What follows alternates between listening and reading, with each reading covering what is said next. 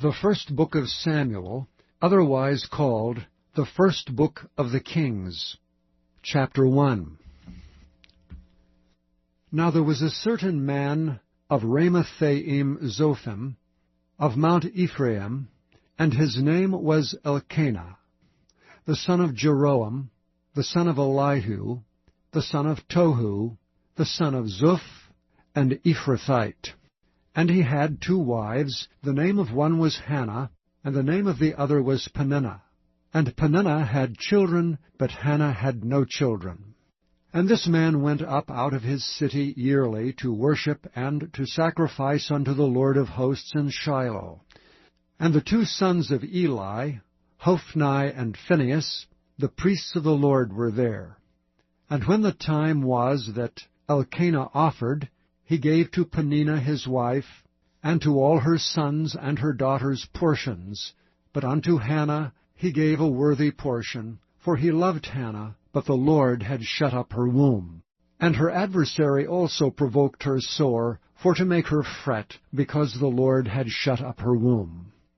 And as he did so year by year, when she went up to the house of the Lord, so she provoked her, therefore she wept and did not eat.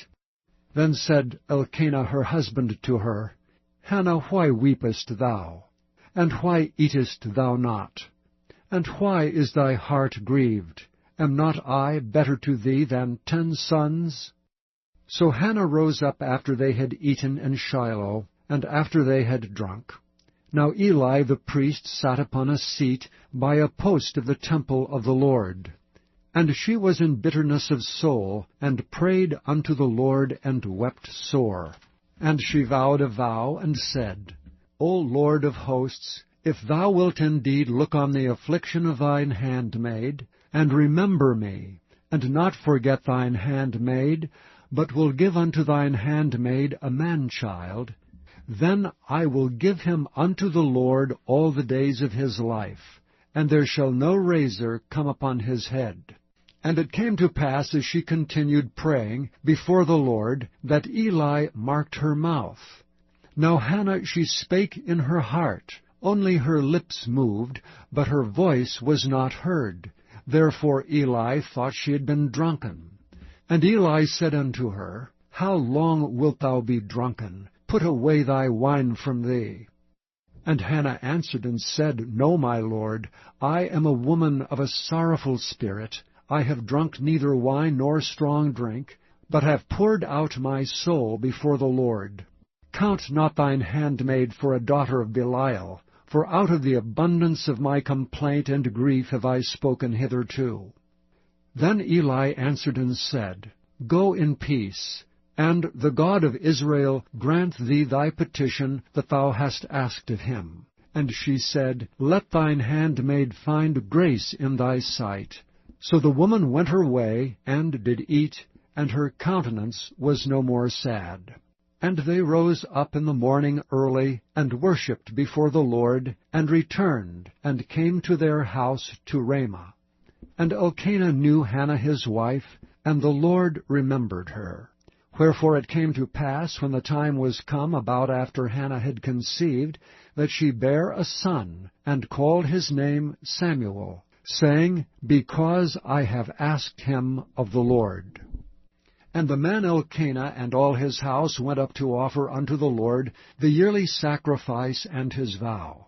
But Hannah went not up, for she said unto her husband, I will not go up until the child be weaned, and then I will bring him, that he may appear before the Lord, and there abide forever. And Elkanah her husband said unto her, Do what seemeth thee good. Tarry until thou have weaned him. Only the Lord establish his word. So the woman abode, and gave her son suck until she weaned him. And when she had weaned him, she took him up with her with 3 bullocks, and 1 ephah of flour, and a bottle of wine, and brought him unto the house of the Lord in Shiloh. And the child was young. And they slew a bullock, and brought the child to Eli. And she said, O my Lord, as thy soul liveth, my Lord, I am the woman that stood by thee here praying unto the Lord. For this child I prayed, and the Lord hath given me my petition which I asked of him. Therefore also I have lent him to the Lord. As long as he liveth he shall be lent to the Lord. And he worshipped the Lord there. Chapter 2. And Hannah prayed and said, My heart rejoiceth in the Lord. Mine horn is exalted in the Lord. My mouth is enlarged over mine enemies, because I rejoice in thy salvation. There is none holy as the Lord, for there is none beside thee, neither is there any rock like our God. Talk no more so exceeding proudly. Let not arrogancy come out of your mouth. For the Lord is a God of knowledge, and by him actions are weighed. The bows of the mighty men are broken, and they that stumble are girded with strength. They that were full have hired out themselves for bread, and they that were hungry ceased. So that the barren hath borne 7, and she that hath many children is waxed feeble. The Lord killeth and maketh alive. He bringeth down to the grave, and bringeth up. The Lord maketh poor, and maketh rich. He bringeth low, and lifteth up. He raiseth up the poor out of the dust, and lifteth up the beggar from the dunghill, to set them among princes, and to make them inherit the throne of glory. For the pillars of the earth are the Lord's, and he hath set the world upon them. He will keep the feet of his saints, and the wicked shall be silent in darkness, for by strength shall no man prevail. The adversaries of the Lord shall be broken to pieces. Out of heaven shall he thunder upon them. The Lord shall judge the ends of the earth, and he shall give strength unto his king, and exalt the horn of his anointed. And Elkanah went to Ramah to his house, and the child did minister unto the Lord before Eli the priest. Now the sons of Eli were sons of Belial. They knew not the Lord. And the priest's custom with the people was, that when any man offered sacrifice, the priest's servant came while the flesh was in seething, with a flesh hook of 3 teeth in his hand, and he struck it into the pan, or kettle, or cauldron, or pot. All that the flesh hook brought up the priest took for himself. So they did in Shiloh unto all the Israelites that came thither. Also before they burnt the fat, the priest's servant came, and said to the man that sacrificed, Give flesh to roast for the priest, for he will not have sodden flesh of thee, but raw. And if any man said unto him, Let them not fail to burn the fat presently, and then take as much as thy soul desireth, then he would answer him, Nay, but thou shalt give it me now, and if not, I will take it by force. Wherefore the sin of the young men was very great before the Lord, for men abhorred the offering of the Lord. But Samuel ministered before the Lord, being a child, girded with a linen ephod. Moreover his mother made him a little coat, and brought it to him from year to year, when she came up with her husband to offer the yearly sacrifice. And Eli blessed Elkanah and his wife, and said, The Lord give thee seed of this woman for the loan, which is lent to the Lord. And they went unto their own home. And the Lord visited Hannah, so that she conceived and bare 3 sons and 2 daughters. And the child Samuel grew before the Lord. Now Eli was very old, and heard all that his sons did unto all Israel, and how they lay with the women that assembled at the door of the tabernacle of the congregation. And he said unto them, Why do ye such things? For I hear of your evil dealings by all this people. Nay, my sons, for it is no good report that I hear. Ye make the Lord's people to transgress. If one man sin against another, the judge shall judge him. But if a man sin against the Lord, who shall entreat for him? Notwithstanding they hearkened not unto the voice of their father, because the Lord would slay them. And the child Samuel grew on, and was in favor both with the Lord and also with men. And there came a man of God unto Eli, and said unto him, Thus saith the Lord, Did I plainly appear unto the house of thy father when they were in Egypt in Pharaoh's house? And did I choose him out of all the tribes of Israel to be my priest, to offer upon mine altar, to burn incense, to wear an ephod before me? And did I give unto the house of thy father all the offerings made by fire of the children of Israel? Wherefore kick ye at my sacrifice and at mine offering, which I have commanded in my habitation, and honourest thy sons above me, to make yourselves fat with the chiefest of all the offerings of Israel my people? Wherefore the Lord God of Israel saith, I said indeed that thy house and the house of thy father should walk before me forever. But now the Lord saith, Be it far from me, for them that honour me I will honour, and they that despise me shall be lightly esteemed. Behold, the days come, that I will cut off thine arm, and the arm of thy father's house, that there shall not be an old man in thine house.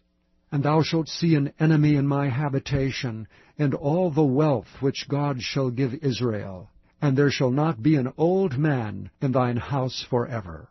And the man of thine, whom I shall not cut off from mine altar, shall be to consume thine eyes, and to grieve thine heart, and all the increase of thine house shall die in the flower of their age. And this shall be a sign unto thee, that shall come upon thy 2 sons, on Hophni and Phinehas. In one day they shall die both of them. And I will raise me up a faithful priest, that shall do according to that which is in mine heart and in my mind, and I will build him a sure house, and he shall walk before mine anointed forever. And it shall come to pass, that every one that is left in thine house shall come and crouch to him for a piece of silver and a morsel of bread, and shall say, Put me, I pray thee, into one of the priest's offices, that I may eat a piece of bread. Chapter 3. And the child Samuel ministered unto the Lord before Eli. And the word of the Lord was precious in those days. There was no open vision. And it came to pass at that time, when Eli was laid down in his place, and his eyes began to wax dim, that he could not see, and ere the lamp of God went out in the temple of the Lord, where the ark of God was, and Samuel was laid down to sleep, that the Lord called Samuel. And he answered, Here am I. And he ran unto Eli, and said, Here am I, for thou calledst me. And he said, I called not, lie down again. And he went and lay down. And the Lord called yet again, Samuel. And Samuel arose and went to Eli, and said, Here am I, for thou didst call me. And he answered, I called not, my son, lie down again. Now Samuel did not yet know the Lord, neither was the word of the Lord yet revealed unto him. And the Lord called Samuel again the 3rd time. And he arose and went to Eli, and said, Here am I, for thou didst call me. And Eli perceived that the Lord had called the child. Therefore Eli said unto Samuel, Go, lie down, and it shall be, if he call thee, that thou shalt say, Speak, Lord, for thy servant heareth. So Samuel went and lay down in his place. And the Lord came, and stood, and called as at other times, Samuel, Samuel. Then Samuel answered, Speak, for thy servant heareth. And the Lord said to Samuel, Behold, I will do a thing in Israel, at which both the ears of every one that heareth it shall tingle. In that day I will perform against Eli all things which I have spoken concerning his house. When I begin, I will also make an end. For I have told him that I will judge his house forever for the iniquity which he knoweth, because his sons made themselves vile, and he restrained them not. And therefore I have sworn unto the house of Eli, that the iniquity of Eli's house shall not be purged with sacrifice nor offering forever. And Samuel lay until the morning, and opened the doors of the house of the Lord. And Samuel feared to show Eli the vision. Then Eli called Samuel, and said, Samuel, my son. And he answered, Here am I. And he said, What is the thing that the Lord hath said unto thee? I pray thee, hide it not from me. God do so to thee, and more also, if thou hide anything from me of all the things that he said unto thee. And Samuel told him every whit, and hid nothing from him. And he said, It is the Lord. Let him do what seemeth him good. And Samuel grew, and the Lord was with him, and did let none of his words fall to the ground. And all Israel from Dan even to Beersheba knew that Samuel was established to be a prophet of the Lord. And the Lord appeared again in Shiloh, for the Lord revealed himself to Samuel in Shiloh by the word of the Lord. Chapter 4. And the word of Samuel came to all Israel. Now Israel went out against the Philistines to battle, and pitched beside Ebenezer, and the Philistines pitched in Aphek. And the Philistines put themselves in array against Israel. And when they joined battle, Israel was smitten before the Philistines, and they slew of the army in the field about 4,000 men. And when the people were come into the camp, the elders of Israel said, Wherefore hath the Lord smitten us today before the Philistines? Let us fetch the ark of the covenant of the Lord out of Shiloh unto us, that when it cometh among us, it may save us out of the hand of our enemies. So the people sent to Shiloh, that they might bring from thence the ark of the covenant of the Lord of hosts, which dwelleth between the cherubims. And the two sons of Eli, Hophni and Phinehas, were there with the ark of the covenant of God. And when the ark of the covenant of the Lord came into the camp, all Israel shouted with a great shout, so that the earth rang again. And when the Philistines heard the noise of the shout, they said, What meaneth the noise of this great shout in the camp of the Hebrews? And they understood that the ark of the Lord was come into the camp. And the Philistines were afraid, for they said, God is come into the camp. And they said, Woe unto us! For there hath not been such a thing heretofore. Woe unto us! Who shall deliver us out of the hand of these mighty gods? These are the gods that smote the Egyptians with all the plagues in the wilderness. Be strong, and quit yourselves like men, O ye Philistines, that ye be not servants unto the Hebrews, as they have been to you. Quit yourselves like men, and fight.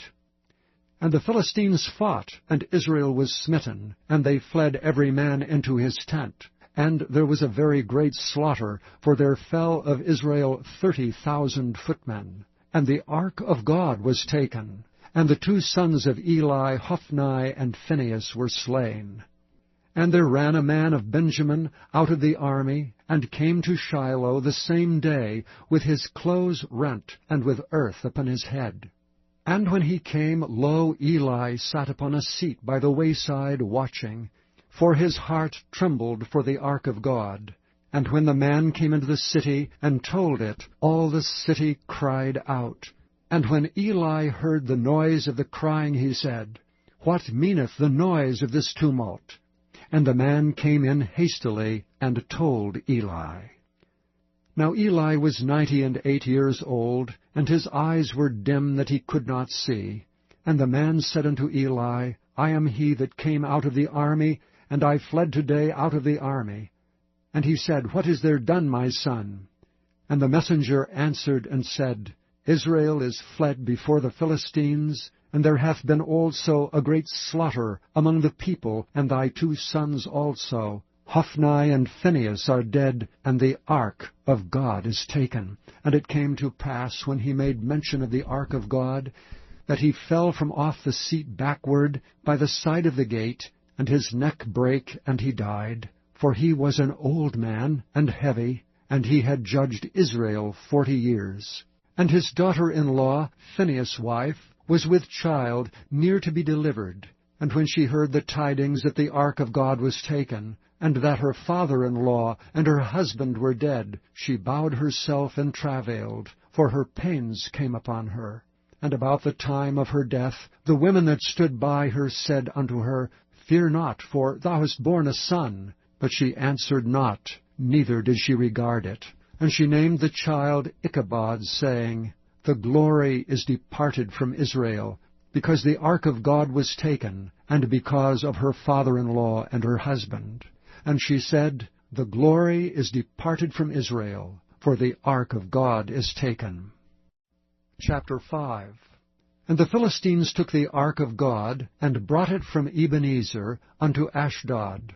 When the Philistines took the ark of God, they brought it into the house of Dagon, and set it by Dagon.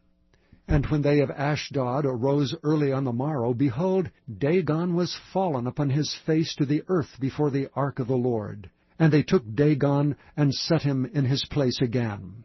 And when they arose early on the morrow morning, behold, Dagon was fallen upon his face to the ground before the ark of the Lord, and the head of Dagon and both the palms of his hands were cut off upon the threshold. Only the stump of Dagon was left to him. Therefore neither the priests of Dagon, nor any that came into Dagon's house, tread on the threshold of Dagon in Ashdod unto this day. But the hand of the Lord was heavy upon them of Ashdod, and he destroyed them, and smote them with emerods, even Ashdod and the coasts thereof. And when the men of Ashdod saw that it was so, they said, The ark of the God of Israel shall not abide with us, for his hand is sore upon us, and upon Dagon our God. They sent therefore and gathered all the lords of the Philistines unto them, and said, What shall we do with the ark of the God of Israel? And they answered, Let the ark of the God of Israel be carried about unto Gath. And they carried the ark of the God of Israel about thither. And it was so, that after they had carried it about, the hand of the Lord was against the city with a very great destruction. And he smote the men of the city, both small and great, and they had emerods in their secret parts. Therefore they sent the ark of God to Ekron. And it came to pass, as the ark of God came to Ekron, that the Ekronites cried out, saying, They have brought about the ark of the God of Israel to us to slay us and our people. So they sent and gathered together all the lords of the Philistines, and said, Send away the ark of the God of Israel, and let it go again to his own place, that it slay us not and our people. For there was a deadly destruction throughout all the city. The hand of God was very heavy there.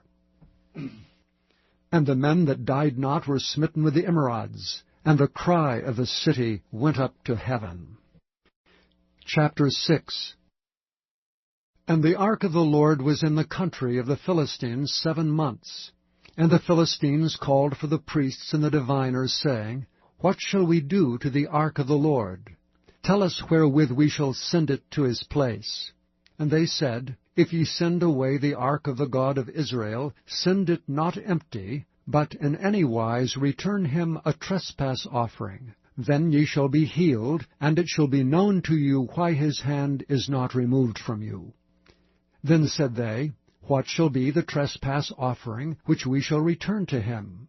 They answered, 5 golden emerods and 5 golden mice, according to the number of the lords of the Philistines, for one plague was on you all, and on your lords. Wherefore ye shall make images of your emerods, and images of your mice that mar the land, and ye shall give glory unto the God of Israel. Peradventure he will lighten his hand from off you, and from off your gods, and from off your land. Wherefore then do ye harden your hearts as the Egyptians and Pharaoh hardened their hearts? When he had wrought wonderfully among them, did they not let the people go, and they departed? Now therefore make a new cart, and take 2 milk kine, on which there hath come no yoke, and tie the kine to the cart, and bring their calves home from them.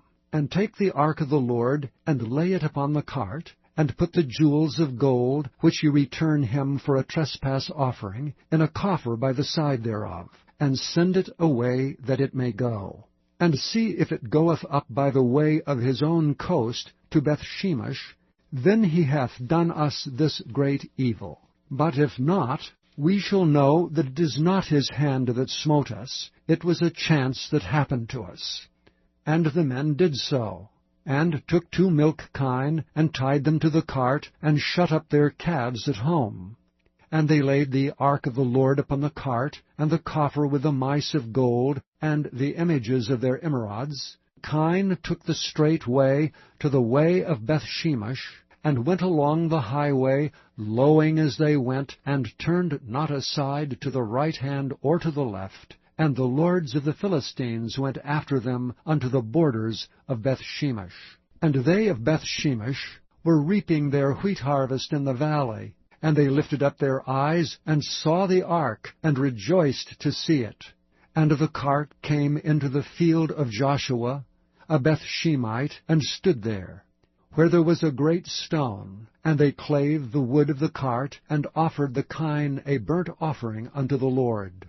And the Levites took down the ark of the Lord, and the coffer that was with it, wherein the jewels of gold were, and put them on the great stone. And the men of Bethshemesh offered burnt offerings and sacrificed sacrifices the same day unto the Lord. And when the 5 lords of the Philistines had seen it, they returned to Ekron the same day. And these are the golden emerods which the Philistines returned for a trespass offering unto the Lord. For Ashdod 1, for Gaza 1, for Askelon 1, for Gath 1, for Ekron 1. And the golden mice according to the number of all the cities of the Philistines, belonging to the 5 lords, both of fenced cities and of country villages, even unto the great stone of Abel, whereon they set down the ark of the Lord, which stone remaineth unto this day in the field of Joshua the Bethshemite. And he smote the men of Bethshemesh, because they had looked into the ark of the Lord. Even he smote of the people 50,000 60 men. And the people lamented, because the Lord had smitten many of the people with a great slaughter. And the men of Bethshemesh said, Who is able to stand before this holy Lord God? And to whom shall he go up from us? And they sent messengers to the inhabitants of Kirjath-jearim, saying, The Philistines have brought again the ark of the Lord. Come ye down, and fetch it up to you. Chapter 7. And the men of Kirjath-jearim came, and fetched up the ark of the Lord, and brought it into the house of Aminadab in the hill, and sanctified Eleazar his son to keep the ark of the Lord. And it came to pass, while the ark abode in Kirjath-jearim, that the time was long, for it was 20 years, and all the house of Israel lamented after the Lord. And Samuel spake unto all the house of Israel, saying, If ye do return unto the Lord with all your hearts, then put away the strange gods, and Ashtaroth from among you, and prepare your hearts unto the Lord, and serve him only, and he will deliver you out of the hand of the Philistines. Then the children of Israel did put away Baalim and Ashtaroth, and served the Lord only. And Samuel said, Gather all Israel to Mizpah, and I will pray for you unto the Lord. And they gathered together to Mizpah, and drew water, and poured it out before the Lord, and fasted on that day, and said there, We have sinned against the Lord. And Samuel judged the children of Israel in Mizpah. And when the Philistines heard that the children of Israel were gathered together to Mizpah, the lords of the Philistines went up against Israel. And when the children of Israel heard it, they were afraid of the Philistines. And the children of Israel said to Samuel, Cease not to cry unto the Lord our God for us, that he will save us out of the hand of the Philistines. And Samuel took a sucking lamb, and offered it for a burnt offering holy unto the Lord. And Samuel cried unto the Lord for Israel, and the Lord heard him. And as Samuel was offering up the burnt offering, the Philistines drew near to battle against Israel. But the Lord thundered with a great thunder on that day upon the Philistines, and discomfited them, and they were smitten before Israel. And the men of Israel went out of Mizpah, and pursued the Philistines, and smote them, until they came under Bethkar.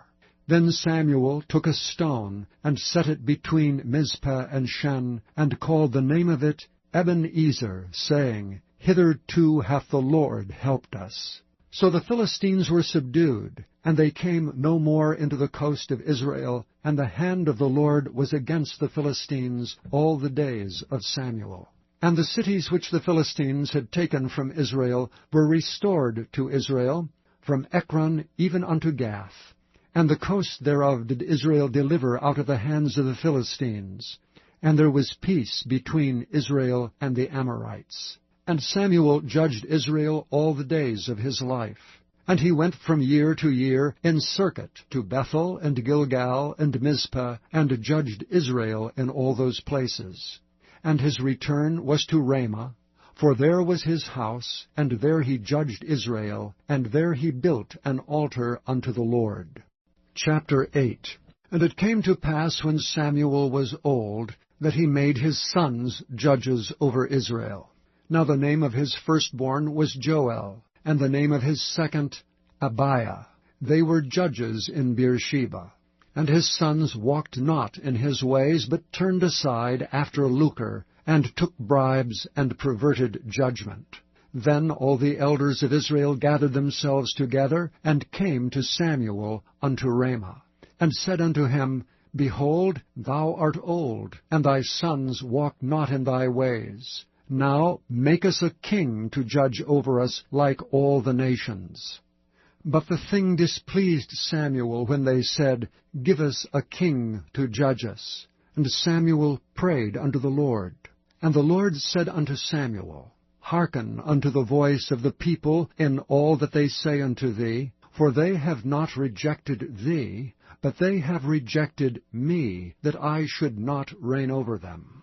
According to all the works which they have done since the day that I brought them up out of Egypt, even unto this day, wherewith they have forsaken me, and served other gods, so do they also unto thee. Now therefore hearken unto their voice. Howbeit, yet protest solemnly unto them, and show them the manner of the king that shall reign over them. And Samuel told all the words of the Lord unto the people that asked of him a king.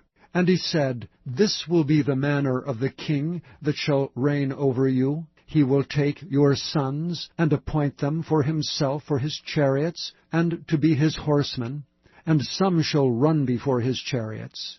And he will appoint him captains over thousands, and captains over 50s, and will set them to ear his ground, and to reap his harvest, and to make his instruments of war, and instruments of his chariots. And he will take your daughters to be confectionaries, and to be cooks, and to be bakers. And he will take your fields, and your vineyards, and your oliveyards, even the best of them, and give them to his servants. And he will take the tenth of your seed and of your vineyards, and give to his officers and to his servants. And he will take your menservants and your maidservants, and your goodliest young men and your asses, and put them to his work. He will take the tenth of your sheep, and ye shall be his servants. And ye shall cry out in that day because of your king, which ye shall have chosen you. And the Lord will not hear you in that day. Nevertheless the people refused to obey the voice of Samuel. And they said, Nay, but we will have a king over us, that we also may be like all the nations, and that our king may judge us, and go out before us, and fight our battles. And Samuel heard all the words of the people, and he rehearsed them in the ears of the Lord. And the Lord said to Samuel, Hearken unto their voice, and make them a king. And Samuel said unto the men of Israel, Go ye every man unto his city. Chapter 9. Now there was a man of Benjamin, whose name was Kish, the son of Abiel, the son of Zeror, the son of Bechorath, the son of Aphiah, a Benjamite, a mighty man of power. And he had a son whose name was Saul, a choice young man and a goodly. And there was not among the children of Israel a goodlier person than he. From his shoulders and upward he was higher than any of the people. And the asses of Kish Saul's father were lost. And Kish said to Saul his son, Take now one of the servants with thee, and arise to seek the asses. And he passed through Mount Ephraim, and passed through the land of Shalishah, but they found them not. Then they passed through the land of Shalem, and there they were not. And he passed through the land of the Benjamites, but they found them not. And when they were come to the land of Zuph, Saul said to his servant that was with him, Come and let us return, lest my father leave caring for the asses, and to take thought for us. And he said unto him, Behold now, there is in this city a man of God, and he is an honorable man, and all that he saith cometh surely to pass. Now let us go thither, peradventure he can show us our way that we should go. Then said Saul to his servant, But behold, if we go, what shall we bring the man? For the bread is spent in our vessels, and there is not a present to bring to the man of God. What have we? And the servant answered Saul again and said, Behold, I have here at hand the 4th part of a shekel of silver. That will I give to the man of God to tell us our way. Before time in Israel, when a man went to inquire of God, thus he spake, Come and let us go to the seer, for he that is now called a prophet was before time called a seer. Then said Saul to his servant, Well said, come, let us go. So they went unto the city where the man of God was. And as they went up the hill to the city, they found young maidens going out to draw water, and said unto them, Is the seer here? And they answered them, and said, He is, behold, he is before you. Make haste now, for he came today to the city. For there is a sacrifice of the people today in the high place. As soon as ye be come into the city, ye shall straightway find him, before he go up to the high place to eat. For the people will not eat until he come, because he doth bless the sacrifice. And afterwards they eat that be bidden. Now therefore get you up, for about this time ye shall find him. And they went up into the city, and when they were come into the city, behold, Samuel came out against them, for to go up to the high place. Now the Lord had told Samuel in his ear a day before Saul came, saying, Tomorrow about this time I will send thee a man out of the land of Benjamin, and thou shalt anoint him to be captain over my people Israel, that he may save my people out of the hand of the Philistines. For I have looked upon my people, because their cry is come unto me. And when Samuel saw Saul, the Lord said unto him, Behold the man whom I spake to thee of. This same shall reign over my people. Then Saul drew near to Samuel in the gate, and said, Tell me, I pray thee, where the seer's house is. And Samuel answered Saul, and said, I am the seer. Go up before me unto the high place, for ye shall eat with me today, and tomorrow I will let thee go, and will tell thee all that is in thine heart. And as for thine asses that were lost 3 days ago, set not thy mind on them, for they are found. And on whom is all the desire of Israel? Is it not on thee and on thy father's house? And Saul answered and said, Am not I a Benjamite, of the smallest of the tribes of Israel, and my family the least of all the families of the tribe of Benjamin? Wherefore then speakest thou so to me? And Samuel took Saul and his servant, and brought them into the parlor, and made them sit in the chiefest place among them that were bidden, which were about 30 persons. And Samuel said unto the cook, Bring the portion which I gave thee, of which I said unto thee, Set it by thee. And the cook took up the shoulder, and that which was upon it, and set it before Saul. And Samuel said, Behold that which is left, set it before thee, and eat. For unto this time hath it been kept for thee, since I said, I have invited the people. So Saul did eat with Samuel that day. And when they were come down from the high place unto the city, Samuel communed with Saul upon the top of the house. And they rose early, and it came to pass about the spring of the day, that Samuel called Saul to the top of the house, saying, Up, that I may send thee away. And Saul arose, and they went out both of them, he and Samuel, abroad. And as they were going down to the end of the city, Samuel said to Saul, Bid the servant pass on before us. And he passed on, but stand thou still a while, that I may show thee the word of God. Chapter 10. Then Samuel took a vial of oil, and poured it upon his head, and kissed him, and said, Is it not because the Lord hath anointed thee to be captain over his inheritance? When thou art departed from me today, then thou shalt find 2 men by Rachel's sepulchre, in the border of Benjamin at Zelah. And they will say unto thee, The asses which thou wentest to seek are found, and lo, thy father hath left the care of the asses, and sorroweth for you, saying, What shall I do for my son? Then shalt thou go on forward from thence, and thou shalt come to the plain of Tabor, and there shall meet thee 3 men going up to God, to Bethel, one carrying 3 kids, and another carrying 3 loaves of bread, and another carrying a bottle of wine. And they will salute thee, and give thee 2 loaves of bread, which thou shalt receive of their hands. After that thou shalt come to the hill of God, where is the garrison of the Philistines. And it shall come to pass, when thou art come thither to the city, that thou shalt meet a company of prophets coming down from the high place, with a psaltery, and a tabret, and a pipe, and a harp before them, and they shall prophesy, and the Spirit of God will come upon thee. And thou shalt prophesy with them, and thou shalt be turned into another man. And let it be, when these signs are come unto thee, that thou do as occasion serve thee, for God is with thee. And thou shalt go down before me to Gilgal, and behold, I will come down unto thee to offer burnt offerings, and to sacrifice sacrifices of peace offerings. 7 days shalt thou tarry, till I come to thee, and show thee what thou shalt do. And it was so, that when he had turned his back to go from Samuel, God gave him another heart.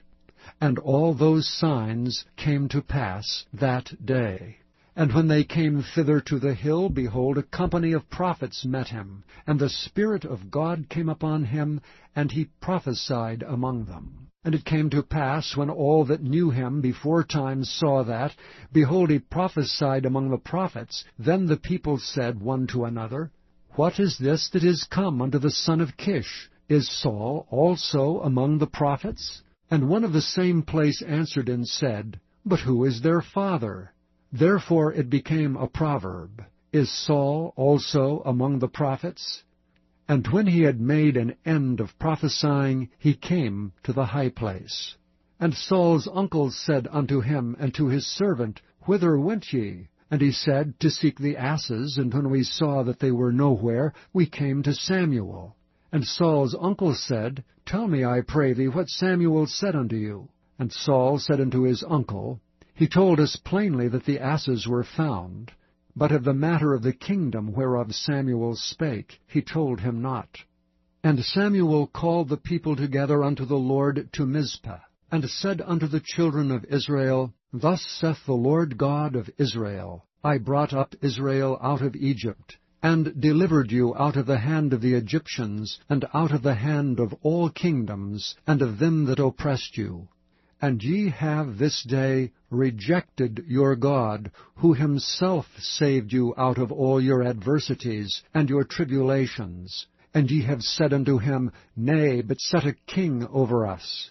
Now therefore present yourselves before the Lord by your tribes and by your thousands. And when Samuel had caused all the tribes of Israel to come near, the tribe of Benjamin was taken. When he had caused the tribe of Benjamin to come near by their families, the tribe of Matri was taken, and Saul the son of Kish was taken. And when they sought him, he could not be found. Therefore they inquired of the Lord further, if the man should yet come thither. And the Lord answered, Behold, he hath hid himself among the stuff. And they ran and fetched him thence. And when he stood among the people, he was higher than any of the people from his shoulders and upward. And Samuel said to all the people, See ye him whom the Lord hath chosen, that there is none like him among all the people? And all the people shouted and said, God save the king. Then Samuel told the people the manner of the kingdom, and wrote it in a book, and laid it up before the Lord. And Samuel sent all the people away, every man to his house. And Saul also went home to Gibeah, and there went with him a band of men whose hearts God had touched. But the children of Belial said, How shall this man save us? And they despised him, and brought him no presents, but he held his peace. Chapter 11. Then Nahash the Ammonite came up and encamped against Jabesh-Gilead, and all the men of Jabesh said unto Nahash, Make a covenant with us, and we will serve thee. And Nahash the Ammonite answered them, On this condition will I make a covenant with you, that I may thrust out all your right eyes, and lay it for a reproach upon all Israel. And the elders of Jabesh said unto him, Give us 7 days' respite, that we may send messengers unto all the coasts of Israel, and then, if there be none man to save us, we will come out to thee. Then came the messengers to Gibeah of Saul, and told the tidings in the ears of the people, and all the people lifted up their voices and wept. And behold, Saul came after the herd out of the field, and Saul said, What aileth the people that they weep? And they told him the tidings of the men of Jabesh. And the Spirit of God came upon Saul when he heard those tidings, and his anger was kindled greatly. And he took a yoke of oxen, and hewed them in pieces, and sent them throughout all the coasts of Israel by the hands of messengers, saying, Whosoever cometh not forth after Saul and after Samuel, so shall it be done unto his oxen. And the fear of the Lord fell on the people, and they came out with one consent. And when he numbered them in Bezek, the children of Israel were 300,000, and the men of Judah 30,000. And they said unto the messengers that came, Thus shall ye say unto the men of Jabesh-Gilead, Tomorrow by that time the sun be hot, ye shall have help. And the messengers came and showed it to the men of Jabesh, and they were glad. Therefore the men of Jabesh said, Tomorrow we will come out unto you, and ye shall do with us all that seemeth good unto you.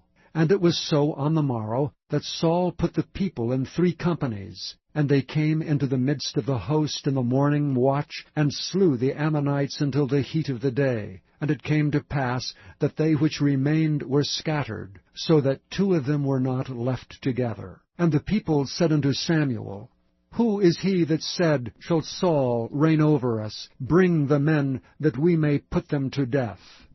And Saul said, There shall not a man be put to death this day, for today the Lord hath wrought salvation in Israel. Then said Samuel to the people, Come, and let us go to Gilgal, and renew the kingdom there.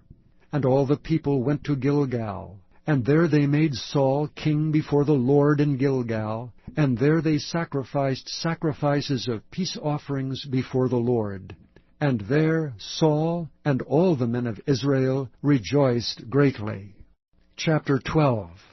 And Samuel said unto all Israel, Behold, I have hearkened unto your voice in all that ye said unto me, and have made a king over you. And now, behold, the king walketh before you, and I am old and grey-headed, and behold, my sons are with you, and I have walked before you from my childhood unto this day.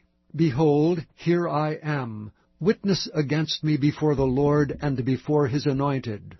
Whose ox have I taken? Or whose ass have I taken? Or whom have I defrauded? Whom have I oppressed? Or of whose hand have I received any bribe to blind mine eyes therewith, and I will restore it you? And they said, Thou hast not defrauded us, nor oppressed us, neither hast thou taken aught of any man's hand. And he said unto them, The Lord is witness against you, and his anointed is witness this day, that ye have not found aught in my hand. And they answered, He is witness. And Samuel said unto the people, It is the Lord that advanced Moses and Aaron, and that brought your fathers up out of the land of Egypt. Now therefore stand still, that I may reason with you before the Lord of all the righteous acts of the Lord which he did to you and to your fathers. When Jacob was come into Egypt, and your fathers cried unto the Lord, then the Lord sent Moses and Aaron, which brought forth your fathers out of Egypt, and made them dwell in this place. And when they forgat the Lord their God, he sold them into the hand of Sisera, captain of the host of Hazor, and into the hand of the Philistines, and into the hand of the king of Moab, and they fought against them. And they cried unto the Lord, and said, We have sinned, because we have forsaken the Lord, and have served Baalim and Ashtaroth. But now deliver us out of the hand of our enemies, and we will serve thee. And the Lord sent Jerubbaal, and Bedin, and Jephthah, and Samuel, and delivered you out of the hand of your enemies, on every side, and ye dwelled safe. And when ye saw that Nahash, the king of the children of Ammon, came against you, ye said unto me, Nay, but a king shall reign over us, when the Lord your God was your king.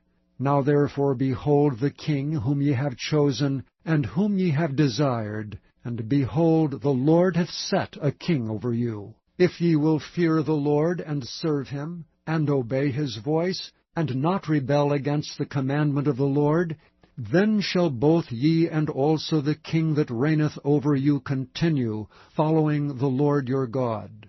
But if ye will not obey the voice of the Lord, but rebel against the commandment of the Lord, then shall the hand of the Lord be against you, as it was against your fathers. Now therefore stand and see this great thing which the Lord will do before your eyes. Is it not wheat harvest today? I will call unto the Lord, and he shall send thunder and rain, that ye may perceive and see that your wickedness is great, which ye have done in the sight of the Lord in asking you a king. So Samuel called unto the Lord, and the Lord sent thunder and rain that day, and all the people greatly feared the Lord and Samuel. And all the people said unto Samuel, Pray for thy servants unto the Lord thy God, that we die not, for we have added unto all our sins this evil, to ask us a king.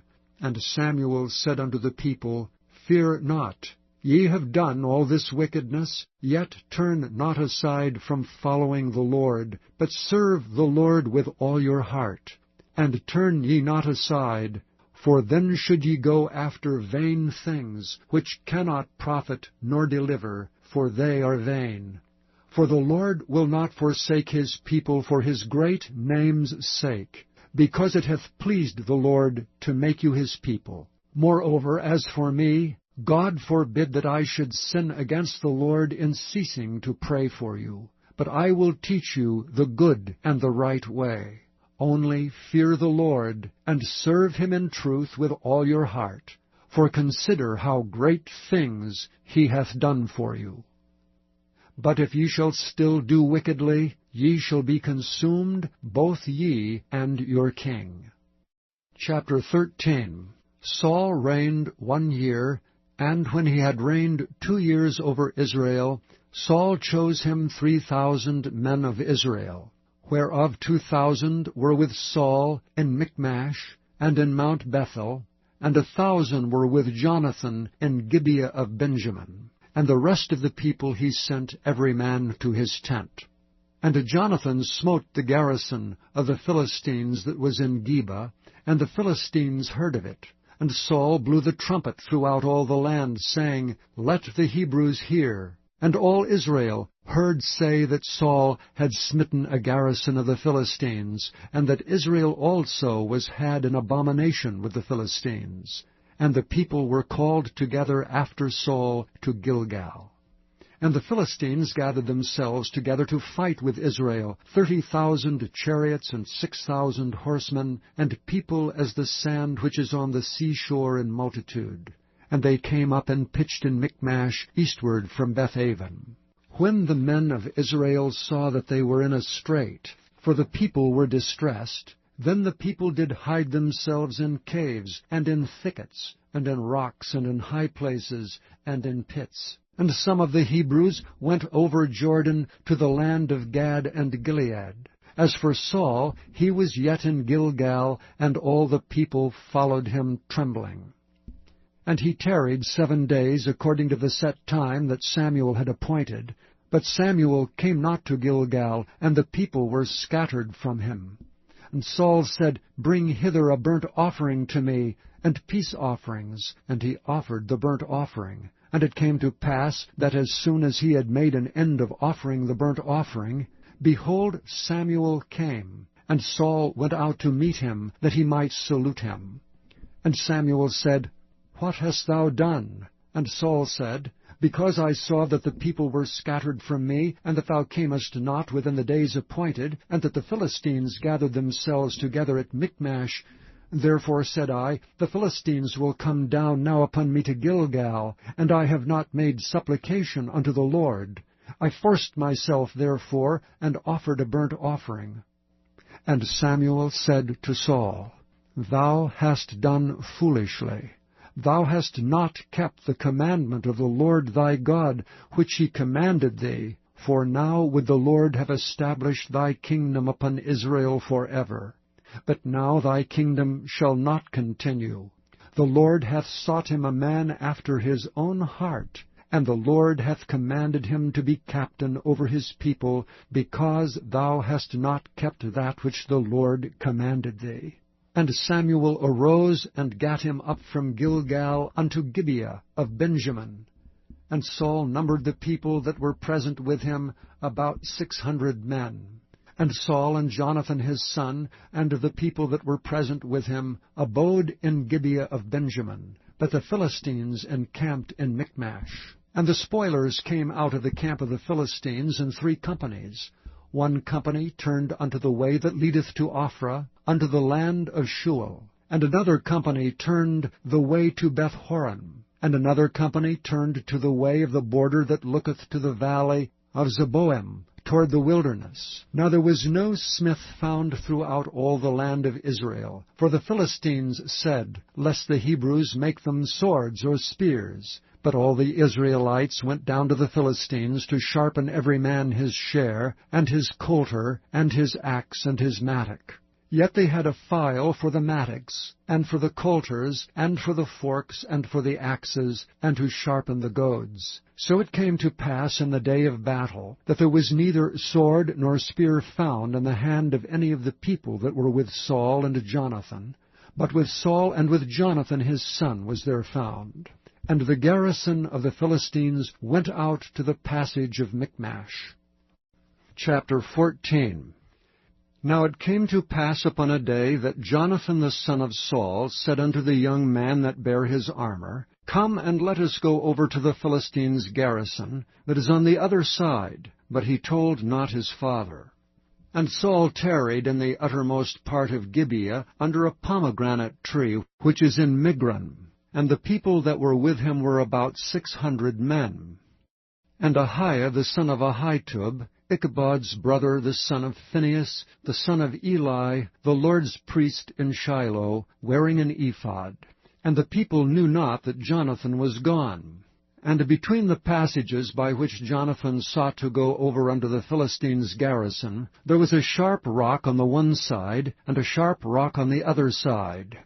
And the name of the one was Bozez, and the name of the other Seni. The forefront of the one was situate northward over against Michmash, and the other southward over against Gibeah. And Jonathan said to the young man that bare his armor, Come and let us go over unto the garrison of these uncircumcised. It may be that the Lord will work for us. For there is no restraint to the Lord to save by many or by few. And his armor-bearer said unto him, Do all that is in thine heart. Turn thee, behold, I am with thee according to thy heart. Then said Jonathan, Behold, we will pass over unto these men, and we will discover ourselves unto them. If they say unto us, Tarry until we come to you, then we will stand still in our place, and will not go up unto them. But if they say thus, Come up unto us, then we will go up, for the Lord hath delivered them into our hand. and this shall be a sign unto us. And both of them discovered themselves unto the garrison of the Philistines. And the Philistines said, Behold, the Hebrews come forth out of the holes where they had hid themselves. And the men of the garrison answered Jonathan and his armor-bearer, and said, Come up to us, and we will show you a thing. And Jonathan said unto his armor-bearer, Come up after me, for the Lord hath delivered them into the hand of Israel. And Jonathan climbed up upon his hands and upon his feet, and his armor-bearer after him. And they fell before Jonathan, and his armor-bearer slew after him. And that first slaughter which Jonathan and his armor-bearer made was about 20 men, within as it were an half acre of land, which a yoke of oxen might plough. And there was trembling in the host, in the field, and among all the people. The garrison and the spoilers, they also trembled, and the earth quaked, so it was a very great trembling. And the watchmen of Saul and Gibeah of Benjamin looked, and behold, the multitude melted away, and they went on beating down one another. Then said Saul unto the people that were with him, Number now, and see who is gone from us. And when they had numbered, behold, Jonathan and his armor-bearer were not there. And Saul said unto Ahiah, Bring hither the ark of God. For the ark of God was at that time with the children of Israel. And it came to pass, while Saul talked unto the priest, that the noise that was in the host of the Philistines went on and increased. And Saul said unto the priest, Withdraw thine hand. And Saul and all the people that were with him assembled themselves, and they came to the battle. And behold, every man's sword was against his fellow, and there was a very great discomfiture. Moreover, the Hebrews that were with the Philistines before that time, which went up with them into the camp from the country round about, even they also turned to be with the Israelites that were with Saul and Jonathan. Likewise all the men of Israel which had hid themselves in Mount Ephraim, when they heard that the Philistines fled, even they also followed hard after them in the battle. So the Lord saved Israel that day. And the battle passed over unto Bethaven. And the men of Israel were distressed that day, for Saul had adjured the people, saying, Cursed be the man that eateth any food until evening, that I may be avenged on mine enemies. So none of the people tasted any food. And all they of the land came to a wood, and there was honey upon the ground. And when the people were come into the wood, behold, the honey dropped, but no man put his hand to his mouth, for the people feared the oath. But Jonathan heard not when his father charged the people with an oath, wherefore he put forth the end of the rod that was in his hand, and dipped it in an honeycomb, and put his hand to his mouth, and his eyes were enlightened. Then answered one of the people, and said, Thy father straitly charged the people with an oath, saying, Cursed be the man that eateth any food this day. And the people were faint. Then said Jonathan, My father hath troubled the land. See, I pray you, how mine eyes have been enlightened, because I tasted a little of this honey. How much more if haply the people had eaten freely today of the spoil of their enemies which they found? For had there not been now a much greater slaughter among the Philistines? And they smote the Philistines that day from Michmash to Aijalon, and the people were very faint.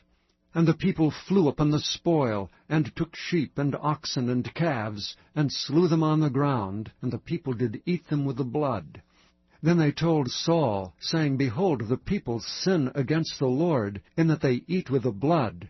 And he said, Ye have transgressed, roll a great stone unto me this day.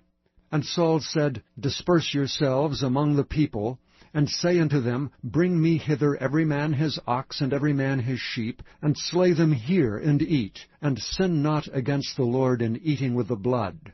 And all the people brought every man his ox with him that night, and slew them there. And Saul built an altar unto the Lord. The same was the first altar that he built unto the Lord. And Saul said, Let us go down after the Philistines by night, and spoil them until the morning light, and let us not leave a man of them. And they said, Do whatsoever seemeth good unto thee. Then said the priest, Let us draw near hither unto God. And Saul asked counsel of God, Shall I go down after the Philistines? Wilt thou deliver them into the hand of Israel? But he answered him not that day. And Saul said, Draw ye near hither all the chief of the people, and know and see wherein this sin hath been this day. For as the Lord liveth, which saveth Israel, though it be in Jonathan my son, he shall surely die. But there was not a man among the people that answered him.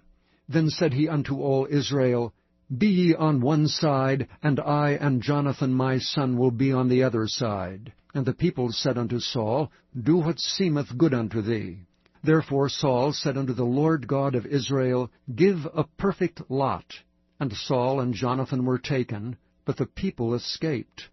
And Saul said, Cast lots between me and Jonathan my son. And Jonathan was taken. Then Saul said to Jonathan, Tell me what thou hast done. And Jonathan told him, and said, I did but taste a little honey with the end of the rod that was in mine hand, and lo, I must die. And Saul answered, God do so and more also, for thou shalt surely die, Jonathan. And the people said unto Saul, Shall Jonathan die, who hath wrought this great salvation in Israel? God forbid. As the Lord liveth, there shall not one hair of his head fall to the ground. For he hath wrought with God this day. So the people rescued Jonathan, that he died not. Then Saul went up from following the Philistines, and the Philistines went to their own place. So Saul took the kingdom over Israel, and fought against all his enemies on every side, against Moab, and against the children of Ammon, and against Edom, and against the kings of Zobah, and against the Philistines. And whithersoever he turned himself, he vexed them. And he gathered an host, and smote the Amalekites, and delivered Israel out of the hands of them that spoiled them. Now the sons of Saul were Jonathan, and Ishuai, and Melchishua. And the names of his 2 daughters were these, the name of the firstborn Merab, and the name of the younger Michal. And the name of Saul's wife was Ahinoam, the daughter of Ahimaaz. And the name of the captain of his host was Abner, the son of Ner, Saul's uncle. And Kish was the father of Saul, and Ner the father of Abner was the son of Abiel. And there was sore war against the Philistines all the days of Saul. And when Saul saw any strong man or any valiant man, he took him unto him. Chapter 15. Samuel also said unto Saul, The Lord sent me to anoint thee to be king over his people, over Israel. Now therefore hearken thou unto the voice of the words of the Lord. Thus saith the Lord of hosts, I remember that which Amalek did to Israel, how he laid wait for him in the way when he came up from Egypt. Now go and smite Amalek, and utterly destroy all that they have, and spare them not, but slay both man and woman, infant and suckling, ox and sheep, camel and ass. And Saul gathered the people together, and numbered them in Telaim, 200,000 footmen, and 10,000 men of Judah. And Saul came to a city of Amalek, and laid wait in the valley. And Saul said unto the Kenites, Go, depart, get you down from among the Amalekites, lest I destroy you with them. For ye showed kindness to all the children of Israel when they came up out of Egypt. So the Kenites departed from among the Amalekites. And Saul smote the Amalekites from Havilah until thou comest to Shur, that is over against Egypt. And he took Agag, the king of the Amalekites, alive, and utterly destroyed all the people with the edge of the sword. But Saul and the people spared Agag, and the best of the sheep, and of the oxen, and of the fatlings, and the lambs, and all that was good, and would not utterly destroy them. But everything that was vile and refuse, that they destroyed utterly. Then came the word of the Lord unto Samuel, saying, It repenteth me that I have set up Saul to be king, for he is turned back from following me, and hath not performed my commandments. And it grieved Samuel, and he cried unto the Lord all night. And when Samuel rose early to meet Saul in the morning, it was told Samuel, saying, Saul came to Carmel, and behold, he set him up a place, and is gone about, and passed on, and gone down to Gilgal. And Samuel came to Saul, And Saul said unto him, Blessed be thou of the Lord, I have performed the commandment of the Lord. And Samuel said, What meaneth then this bleating of the sheep in mine ears, and the lowing of the oxen which I hear? And Saul said, They have brought them from the Amalekites, for the people spared the best of the sheep and the oxen to sacrifice unto the Lord thy God, and the rest we have utterly destroyed. Then Samuel said unto Saul, Stay, and I will tell thee what the Lord hath said to me this night. And he said unto him, Say on. And Samuel said, When thou wast little in thine own sight, wast thou not made the head of the tribes of Israel, and the Lord anointed thee king over Israel? And the Lord sent thee on a journey, and said, Go and utterly destroy the sinners, the Amalekites, and fight against them until they be consumed. Wherefore then didst thou not obey the voice of the Lord, but didst fly upon the spoil, and didst bring evil in the sight of the Lord? And Saul said unto Samuel, Yea, I have obeyed the voice of the Lord, and have gone the way which the Lord sent me, and have brought Agag the king of Amalek, and have utterly destroyed the Amalekites. But the people took of the spoil, sheep and oxen, the chief of the things which should have been utterly destroyed, to sacrifice unto the Lord thy God in Gilgal. And Samuel said, Hath the Lord as great delight in burnt offerings and sacrifices as in obeying the voice of the Lord? Behold, to obey is better than sacrifice, and to hearken than the fat of rams. For rebellion is as the sin of witchcraft, and stubbornness is as iniquity and idolatry. Because thou hast rejected the word of the Lord, he hath also rejected thee from being king. And Saul said unto Samuel, I have sinned, for I have transgressed the commandment of the Lord, and thy words, because I feared the people and obeyed their voice. Now therefore I pray thee pardon my sin, and turn again with me, that I may worship the Lord. And Samuel said unto Saul, I will not return with thee, for thou hast rejected the word of the Lord, and the Lord hath rejected thee from being king over Israel. And as Samuel turned about to go away, he laid hold upon the skirt of his mantle, and it rent. And Samuel said unto him, The Lord hath rent the kingdom of Israel from thee this day, and hath given it to a neighbor of thine that is better than thou. And also the strength of Israel will not lie nor repent, for he is not a man that he should repent.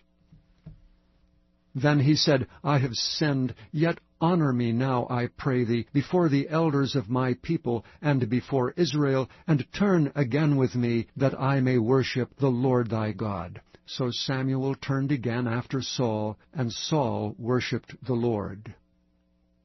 Then said Samuel, Bring ye hither to me Agag, the king of the Amalekites. And Agag came unto him delicately. And Agag said, Surely the bitterness of death is past. And Samuel said, As thy sword hath made women childless, so shall thy mother be childless among women. And Samuel hewed Agag in pieces before the Lord in Gilgal. Then Samuel went to Ramah, and Saul went up to his house in Gibeah of Saul. And Samuel came no more to see Saul until the day of his death. Nevertheless Samuel mourned for Saul, and the Lord repented that he had made Saul king over Israel. Chapter 16. And the Lord said unto Samuel, How long wilt thou mourn for Saul, seeing I have rejected him from reigning over Israel? Fill thine horn with oil, and go. I will send thee to Jesse the Bethlehemite, for I have provided me a king among his sons. And Samuel said, How can I go? If Saul hear it, he will kill me. And the Lord said, Take an heifer with thee, and say, I am come to sacrifice to the Lord. And call Jesse to the sacrifice, and I will show thee what thou shalt do. and thou shalt anoint unto me him whom I name unto thee. And Samuel did that which the Lord spake, and came to Bethlehem. And the elders of the town trembled at his coming, and said, Comest thou peaceably? And he said, Peaceably. I am come to sacrifice unto the Lord. Sanctify yourselves, and come with me to the sacrifice. And he sanctified Jesse and his sons, and called them to the sacrifice. And it came to pass, when they were come, that he looked on Eliab, and said, Surely the Lord's anointed is before him. But the Lord said unto Samuel, Look not on his countenance, or on the height of his stature, because I have refused him. For the Lord seeth not as man seeth. For man looketh on the outward appearance, but the Lord looketh on the heart. Then Jesse called Abinadab, and made him pass before Samuel. And he said, Neither hath the Lord chosen this. Then Jesse made Shammah to pass by, and he said, Neither hath the Lord chosen this. Again Jesse made 7 of his sons to pass before Samuel, and Samuel said unto Jesse, The Lord hath not chosen these. And Samuel said unto Jesse, Are here all thy children? And he said, There remaineth yet the youngest, and behold, he keepeth the sheep. And Samuel said unto Jesse, Send and fetch him, for we will not sit down till he come hither. And he sent and brought him in. Now he was ruddy, and withal of a beautiful countenance, and goodly to look to. And the Lord said, Arise, anoint him, for this is he. Then Samuel took the horn of oil, and anointed him in the midst of his brethren. And the Spirit of the Lord came upon David from that day forward. So Samuel rose up and went to Ramah. But the Spirit of the Lord departed from Saul, and an evil spirit from the Lord troubled him. And Saul's servants said unto him, Behold, now an evil spirit from God troubleth thee. Let our Lord now command thy servants, which are before thee, to seek out a man who is a cunning player on an harp. And it shall come to pass, when the evil spirit from God is upon thee, that he shall play with his hand, and thou shalt be well. And Saul said unto his servants, Provide me now a man that can play well, and bring him to me. Then answered one of the servants, and said, Behold, I have seen a son of Jesse the Bethlehemite, that is cunning in playing, and a mighty valiant man, and a man of war, and prudent in matters, and a comely person, and the Lord is with him. Wherefore Saul sent messengers unto Jesse, and said, Send me David thy son, which is with the sheep. And Jesse took an ass laden with bread, and a bottle of wine, and a kid, and sent them by David his son unto Saul. And David came to Saul, and stood before him. And he loved him greatly, and he became his armor-bearer. And Saul sent to Jesse, saying, Let David, I pray thee, stand before me, for he hath found favor in my sight. And it came to pass, when the evil spirit from God was upon Saul, that David took an harp and played with his hand. So Saul was refreshed, and was well, and the evil spirit departed from him. Chapter 17. Now the Philistines gathered together their armies to battle, and were gathered together at Shochoh, which belongeth to Judah, and pitched between Shochoh and Azekah in Ephes-dammim. And Saul and the men of Israel were gathered together, and pitched by the valley of Elah, and set the battle in array against the Philistines. And the Philistines stood on a mountain on the one side, and Israel stood on a mountain on the other side, and there was a valley between them. And there went out a champion out of the camp of the Philistines, named Goliath of Gath, whose height was 6 cubits and a span. And he had an helmet of brass upon his head, and he was armed with a coat of mail, and the weight of the coat was 5,000 shekels of brass.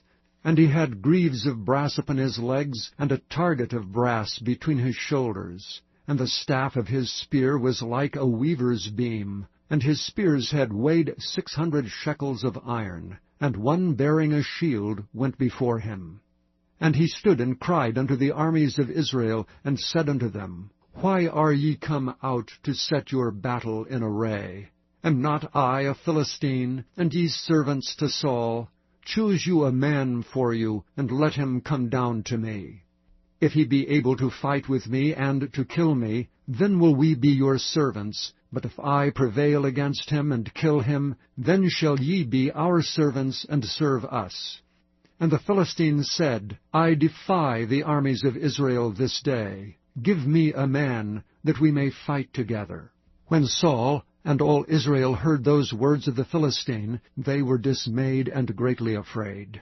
Now David was the son of that Ephrathite of Bethlehem, Judah, whose name was Jesse. And he had 8 sons, and the man went among men for an old man in the days of Saul. And the 3 eldest sons of Jesse went and followed Saul to the battle. And the names of his 3 sons that went to the battle were Eliab the firstborn, and next unto him Abinadab, and the 3rd Shammah. And David was the youngest, and the 3 eldest followed Saul. But David went and returned from Saul to feed his father's sheep at Bethlehem. And the Philistine drew near morning and evening, and presented himself 40 days. And Jesse said unto David his son, Take now for thy brethren an ephah of this parched corn, and these 10 loaves, and run to the camp to thy brethren. And carry these 10 cheeses unto the captain of their 1,000, and look how thy brethren fare, and take their pledge. Now Saul and they, and all the men of Israel, were in the valley of Elah fighting with the Philistines. And David rose up early in the morning, and left the sheep with a keeper, and took and went as Jesse had commanded him. And he came to the trench as the host was going forth to the fight, and shouted for the battle. For Israel and the Philistines had put the battle in array, army against army. And David left his carriage in the hand of the keeper of the carriage, and ran into the army, and came, and saluted his brethren. And as he talked with them, behold, there came up the champion, the Philistine of Gath, Goliath by name, out of the armies of the Philistines, and spake according to the same words. And David heard them. And all the men of Israel, when they saw the man, fled from him, and were sore afraid. And the men of Israel said, Have ye seen this man that is come up? Surely to defy Israel is he come up. And it shall be that the man who killeth him, the king will enrich him with great riches, and will give him his daughter, and make his father's house free in Israel. And David spake to the men that stood by him, saying, What shall be done to the man that killeth this Philistine, and taketh away the reproach from Israel? For who is this uncircumcised Philistine, that he should defy the armies of the living God? And the people answered him after this manner, saying, So shall it be done to the man that killeth him. And Eliab his eldest brother heard when he spake unto the men, and Eliab's anger was kindled against David, and he said, Why camest thou down hither? And with whom hast thou left those few sheep in the wilderness? I know thy pride and the naughtiness of thine heart, for thou art come down that thou mightest see the battle. And David said, What have I now done? Is there not a cause? And he turned from him toward another, and spake after the same manner. And the people answered him again after the former manner. And when the words were heard which David spake, they rehearsed them before Saul, and he sent for him. And David said to Saul, Let no man's heart fail because of him. Thy servant will go and fight with this Philistine. And Saul said to David, Thou art not able to go against this Philistine to fight with him, for thou art but a youth, and he is a man of war from his youth. And David said unto Saul, Thy servant kept his father's sheep, and there came a lion and a bear, and took a lamb out of a flock, and I went out after him, and smote him, and delivered it out of his mouth. And when he rose against me, I caught him by his beard, and smote him, and slew him. Thy servant slew both the lion and the bear. And this uncircumcised Philistine shall be as one of them, seeing he hath defied the armies of the living God. David said moreover, The Lord that delivered me out of the paw of the lion, and out of the paw of the bear, he will deliver me out of the hand of this Philistine. And Saul said unto David, Go, and the Lord be with thee. And Saul armed David with his armor, and he put an helmet of brass upon his head. Also he armed him with a coat of mail. And David girded his sword upon his armor, and he essayed to go, for he had not proved it. And David said unto Saul, I cannot go with these, for I have not proved them. And David put them off him. And he took his staff in his hand, and he chose him 5 smooth stones out of the brook, and put them in a shepherd's bag which he had, even in a scrip. And his sling was in his hand, and he drew near to the Philistine. And the Philistine came on, and drew near unto David, and the man that bare the shield went before him. And when the Philistine looked about and saw David, he disdained him, for he was but a youth, and ruddy, and of a fair countenance. And the Philistine said unto David, Am I a dog, that thou comest to me with staves? And the Philistine cursed David by his gods. And the Philistine said to David, Come to me, and I will give thy flesh unto the fowls of the air, and to the beasts of the field. Then said David to the Philistine, Thou comest to me with a sword, and with a spear, and with a shield. But I come to thee with the name of the Lord of hosts, the God of the armies of Israel, whom thou hast defied. This day will the Lord deliver thee into mine hand, and I will smite thee, and take thine head from thee, and I will give the carcasses of the host of the Philistines this day unto the fowls of the air, and to the wild beasts of the earth, that all the earth may know that there is a God in Israel. And all this assembly shall know that the Lord saveth not with sword and spear, for the battle is the Lord's, and he will give you into our hands.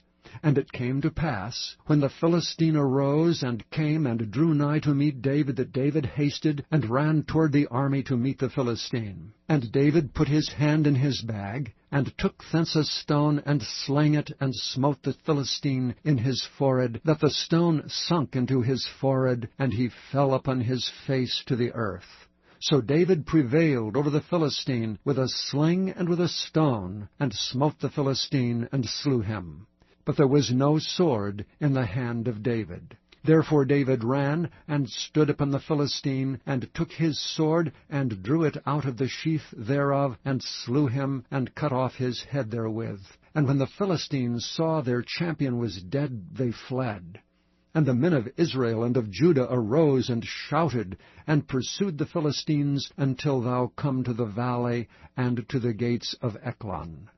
And the wounded of the Philistines fell down by the way to Shearaim, even unto Gath and unto Ekron. And the children of Israel returned from chasing after the Philistines, and they spoiled their tents. And David took the head of the Philistine, and brought it to Jerusalem, but he put his armor in his tent. And when Saul saw David go forth against the Philistine, he said unto Abner, the captain of the host, Abner, whose son is this youth? And Abner said, As thy soul liveth, O king, I cannot tell. And the king said, Inquire thou whose son the stripling is. And as David returned from the slaughter of the Philistine, Abner took him, and brought him before Saul with the head of the Philistine in his hand. And Saul said to him, Whose son art thou, thou young man? And David answered, I am the son of thy servant Jesse the Bethlehemite. Chapter 18. And it came to pass, when he had made an end of speaking unto Saul, that the soul of Jonathan was knit with the soul of David, and Jonathan loved him as his own soul. And Saul took him that day, and would let him go no more home to his father's house. Then Jonathan and David made a covenant, because he loved him as his own soul. And Jonathan stripped himself of the robe that was upon him, and gave it to David, and his garments, even to his sword, and to his bow, and to his girdle. And David went out whithersoever Saul sent him, and behaved himself wisely. And Saul set him over the men of war, and he was accepted in the sight of all the people, and also in the sight of Saul's servants. And it came to pass, as they came, when David was returned from the slaughter of the Philistines, that the women came out of all cities of Israel, singing and dancing, to meet King Saul with tabrets, with joy and with instruments of music. And the women answered one another as they played, and said, Saul hath slain his thousands, and David his 10,000s. And Saul was very wroth, and the saying displeased him. And he said, They have ascribed unto David 10,000s, and to me they have ascribed but thousands. And what can he have more but the kingdom? And Saul eyed David from that day and forward. And it came to pass on the morrow, that the evil spirit from God came upon Saul. And he prophesied in the midst of the house, and David played with his hand as at other times, and there was a javelin in Saul's hand. And Saul cast the javelin, for he said, I will smite David even to the wall with it. And David avoided out of his presence twice. And Saul was afraid of David, because the Lord was with him, and he was departed from Saul. Therefore Saul removed him from him, and made him his captain over 1,000. And he went out and came in before the people. And David behaved himself wisely in all his ways, and the Lord was with him. Wherefore when Saul saw that he behaved himself very wisely, he was afraid of him. But all Israel and Judah loved David, because he went out and came in before them. And Saul said to David, Behold my daughter Merab, her will I give thee to wife, only be thou valiant for me, and fight the Lord's battles. For Saul said, Let not mine hand be upon him, but let the hand of the Philistines be upon him.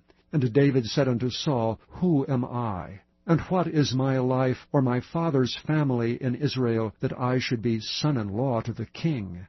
But it came to pass at the time when Merab, Saul's daughter, should have been given to David, that he was given unto Adriel the Maholathite to wife. And Michal, Saul's daughter, loved David, and they told Saul, and the thing pleased him. And Saul said, I will give him her, that she may be a snare to him, and that the hand of the Philistines may be against him.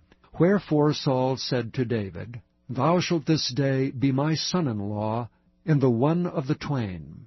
And Saul commanded his servants, saying, Commune with David secretly, and say, Behold, the king hath delight in thee, and all his servants love thee. Now therefore be the king's son-in-law. And Saul's servants spake those words in the ears of David, and David said, Seemeth it to you a light thing to be a king's son-in-law, seeing that I am a poor man, and lightly esteemed? And the servants of Saul told him, saying, On this manner spake David. And Saul said, Thus shall ye say to David, The king desireth not any dowry, but 100 foreskins of the Philistines, to be avenged of the king's enemies. But Saul thought to make David fall by the hand of the Philistines.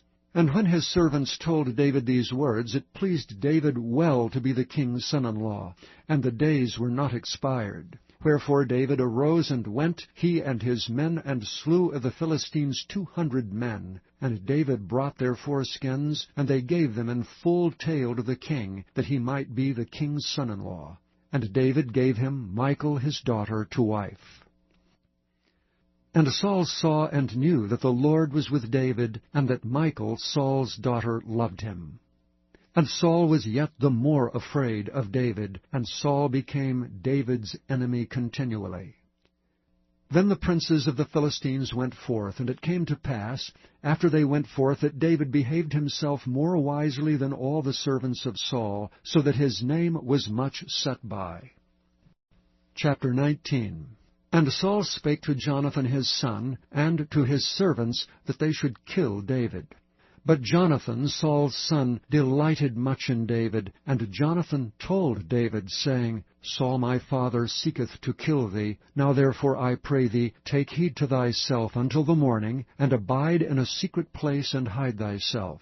And I will go out and stand beside my father in the field where thou art, and I will commune with my father of thee, and what I see, that I will tell thee. And Jonathan spake good of David unto Saul his father, and said unto him, Let not the king sin against his servant, against David, because he hath not sinned against thee, and because his works have been to thee-ward very good.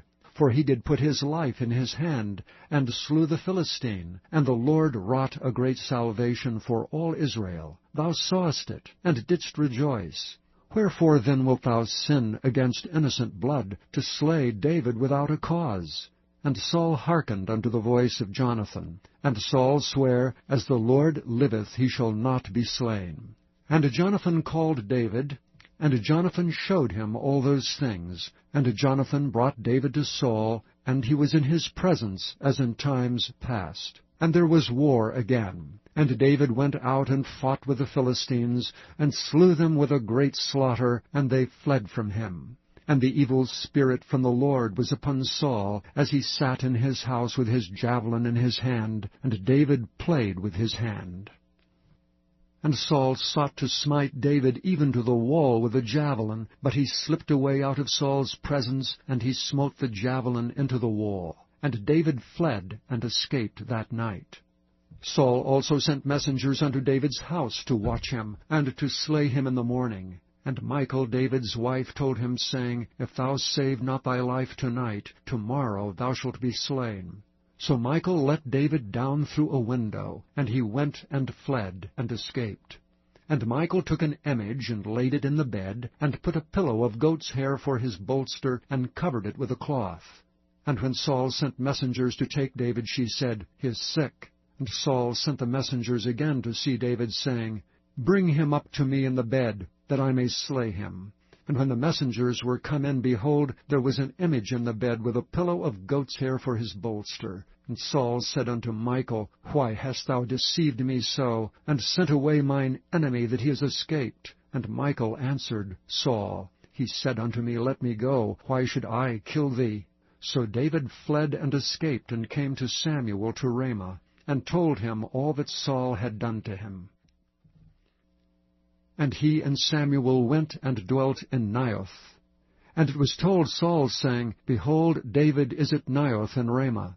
And Saul sent messengers to take David. And when they saw the company of the prophets prophesying, and Samuel standing as appointed over them, the Spirit of God was upon the messengers of Saul, and they also prophesied.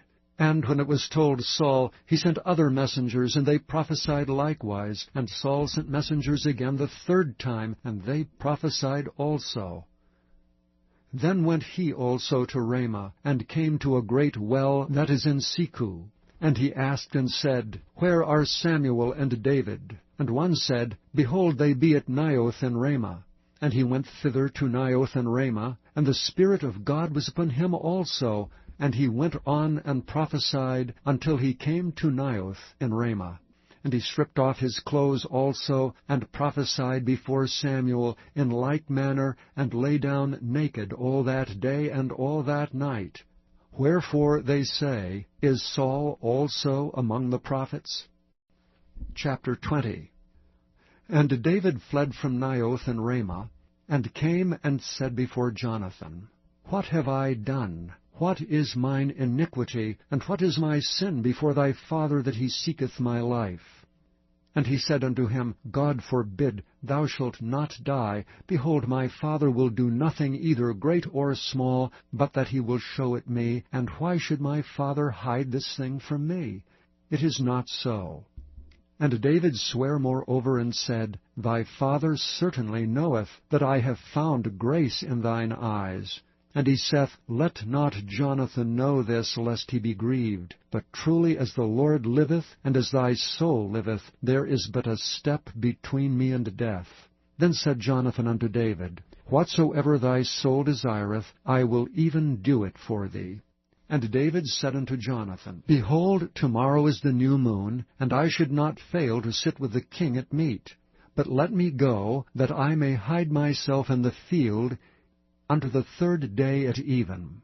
If thy father at all miss me, then say, David earnestly asked leave of me, that he might run to Bethlehem his city, for there is a yearly sacrifice there for all the family. If he say thus, It is well, thy servant shall have peace. But if he be very wroth, then be sure that evil is determined by him.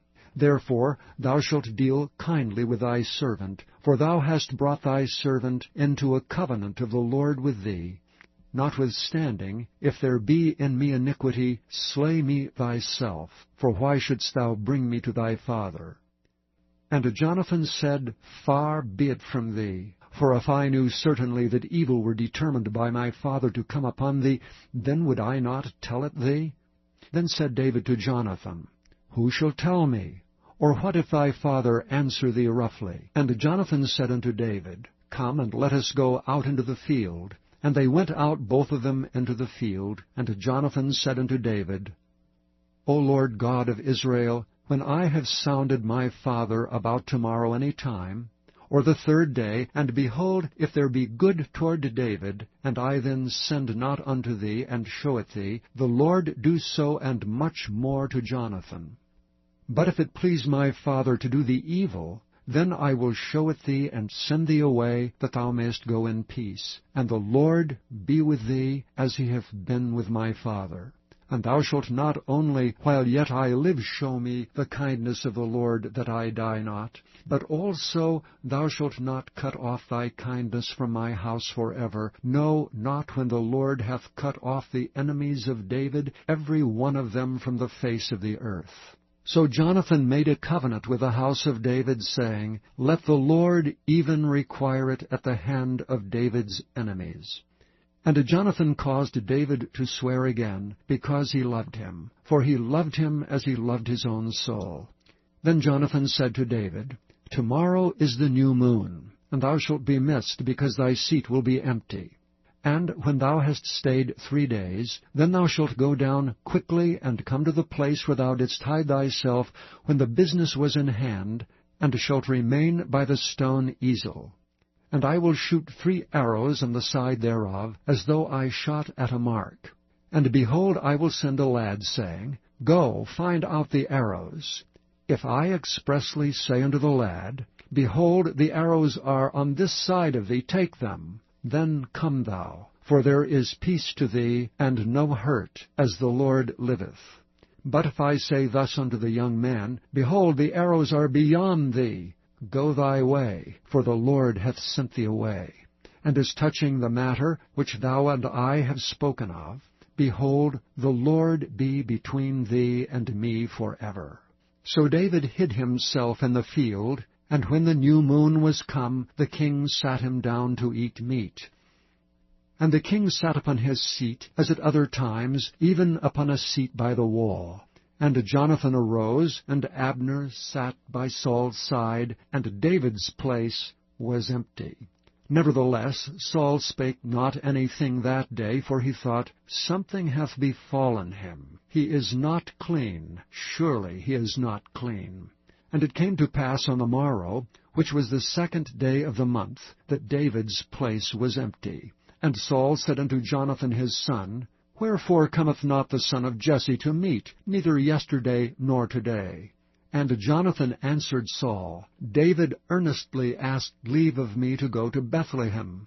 And he said, Let me go, I pray thee, for our family hath a sacrifice in the city, and my brother, he hath commanded me to be there. And now, if I have found favor in thine eyes, let me go away, I pray thee, and see my brethren. Therefore he cometh not unto the king's table. Then Saul's anger was kindled against Jonathan, and he said unto him, Thou son of the perverse rebellious woman, do not I know that thou hast chosen the son of Jesse to thine own confusion, and unto the confusion of thy mother's nakedness? For as long as the son of Jesse liveth upon the ground, thou shalt not be established, nor thy kingdom. Wherefore now send and fetch him unto me, for he shall surely die. And Jonathan answered Saul his father, and said unto him, Wherefore shall he be slain? What hath he done? And Saul cast a javelin at him to smite him, whereby Jonathan knew that it was determined of his father to slay David. So Jonathan arose from the table in fierce anger, and did eat no meat the 2nd day of the month. For he was grieved for David, because his father had done him shame.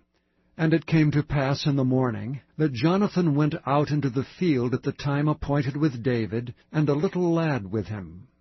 And he said unto his lad, Run, find out now the arrows which I shoot. And as the lad ran, he shot an arrow beyond him. And when the lad was come to the place of the arrow which Jonathan had shot, Jonathan cried after the lad, and said, Is not the arrow beyond thee? And Jonathan cried after the lad, Make speed, haste, stay not. And Jonathan's lad gathered up the arrows, and came to his master. But the lad knew not anything, only Jonathan and David knew the matter. And Jonathan gave his artillery unto his lad, and said unto him, Go carry them to the city. And as soon as the lad was gone, David arose out of a place toward the south, and fell on his face to the ground, and bowed himself 3 times. And they kissed one another, and wept with one another, until David exceeded. And Jonathan said to David, Go in peace, forasmuch as we have sworn both of us in the name of the Lord, saying, The Lord be between me and thee, and between my seed and thy seed forever. And he arose and departed, and Jonathan went into the city. Chapter 21. Then came David to Nob, to Ahimelech the priest. And Ahimelech was afraid at the meeting of David, and said unto him, Why art thou alone, and no man with thee? And David said unto Ahimelech the priest, The king hath commanded me a business, and hath said unto me, Let no man know anything of the business whereabout I send thee, and what I have commanded thee. And I have appointed my servants to such and such a place. Now therefore, what is under thine hand? Give me 5 loaves of bread in mine hand, and what there is present. And the priest answered David and said, There is no common bread under mine hand, but there is hallowed bread, if the young men have kept themselves at least from women. And David answered the priest, and said unto him, Of a truth, women have been kept from us about these 3 days, since I came out, and the vessels of the young men are holy, and the bread is in a manner common, yea, though it were sanctified this day in the vessel. So the priest gave him hallowed bread, for there was no bread there but the showbread, that was taken from before the Lord, to put hot bread in the day when it was taken away. Now a certain man of the servants of Saul was there that day, detained before the Lord, and his name was Doeg an Edomite, the chiefest of the herdsmen that belonged to Saul. And David said unto Ahimelech, And is there not here under thine hand spear or sword? For I have neither brought my sword nor my weapons with me, because the king's business required haste. And the priest said, The sword of Goliath the Philistine, whom thou slewest in the valley of Elah, behold, it is here wrapped in a cloth behind the ephod. If thou wilt take that, take it, for there is no other save that here. And David said, There is none like that, give it me. And David arose and fled that day for fear of Saul, and went to Achish the king of Gath. And the servants of Achish said unto him, Is not this David the king of the land? Did they not sing one to another of him in dances, saying, Saul hath slain his thousands, and David his 10,000s? And David laid up these words in his heart, and was sore afraid of Achish the king of Gath. And he changed his behavior before them, and feigned himself mad in their hands, and scrabbled on the doors of the gate, and let his spittle fall down upon his beard. Then said Achish unto his servants, Lo, ye see the man is mad. Wherefore then have ye brought him to me? Have I need of madmen, that ye have brought this fellow to play the madman in my presence? Shall this fellow come into my house? Chapter 22. David therefore departed thence, and escaped to the cave Adullam. And when his brethren and all his father's house heard it, they went down thither to him.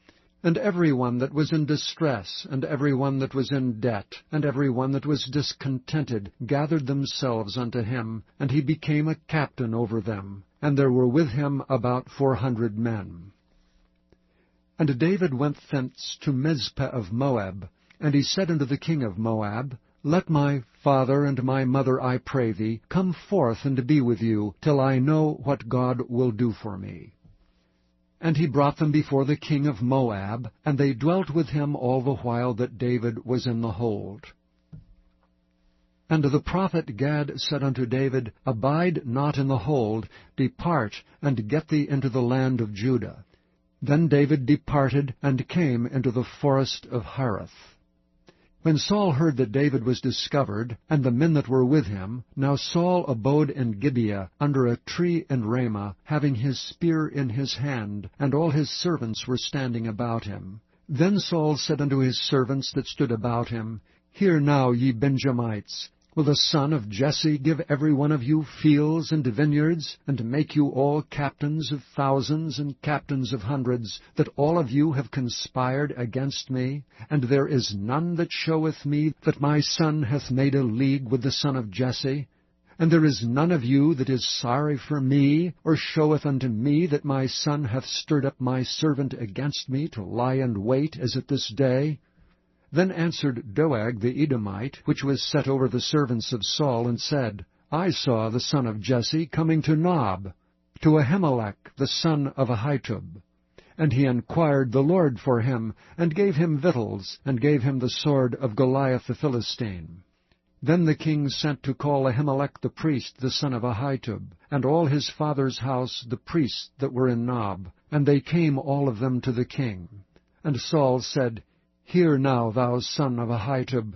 And he answered, Here I am, my lord. And Saul said unto him, Why have ye conspired against me, thou and the son of Jesse, and that thou hast given him bread and a sword, and hast inquired of God for him, that he should rise against me to lie in wait, as at this day? Then Ahimelech answered the king and said, And who is so faithful among all thy servants as David, which is the king's son-in-law, and goeth at thy bidding, and is honorable in thine house? Did I then begin to inquire of God for him? Be it far from me. Let not the king impute anything unto his servant, nor to all the house of my father. For thy servant knew nothing of all this, less or more. And the king said, Thou shalt surely die, Ahimelech, thou and all thy father's house. And the king said unto the footmen that stood about him, Turn and slay the priests of the Lord, because their hand also is with David, and because they knew when he fled, and did not show it to me. But the servants of the king would not put forth their hand to fall upon the priests of the Lord. And the king said to Doeg, Turn thou and fall upon the priests. And Doeg the Edomite turned and fell upon the priests, and slew on that day 75 persons that did wear a linen ephod. And Nob, the city of the priests, smote he with the edge of the sword, both men and women, children and sucklings, and oxen and asses and sheep, with the edge of the sword. And one of the sons of Ahimelech, the son of Ahitub, named Abiathar, escaped, and fled after David. And Abiathar showed David that Saul had slain the Lord's priests. And David said unto Abiathar, I knew it that day, when Doeg the Edomite was there, that he would surely tell Saul, I have occasioned the death of all the persons of thy father's house. Abide thou with me, fear not. For he that seeketh my life seeketh thy life, but with me thou shalt be in safeguard. Chapter 23. Then they told David, saying, Behold, the Philistines fight against Keilah, and they rob the threshing floors. Therefore David inquired of the Lord, saying, Shall I go and smite these Philistines? And the Lord said unto David, Go and smite the Philistines, and save Keilah. And David's men said unto him, Behold, we be afraid here in Judah. How much more then if we come to Keilah, against the armies of the Philistines? Then David inquired of the Lord yet again, and the Lord answered him and said, Arise, go down to Keilah, for I will deliver the Philistines into thine hand.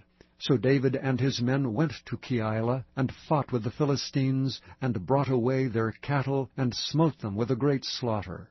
So David saved the inhabitants of Keilah.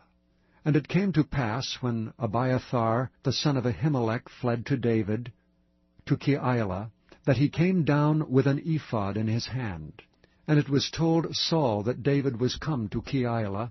And Saul said, God hath delivered him into mine hand, for he is shut in by entering into a town that hath gates and bars. And Saul called all the people together to war, to go down to Keilah, to besiege David and his men. And David knew that Saul secretly practiced mischief against him. And he said to Abiathar the priest, Bring hither the ephod. Then said David, O Lord God of Israel, Thy servant hath certainly heard that Saul seeketh to come to Keilah to destroy the city for my sake.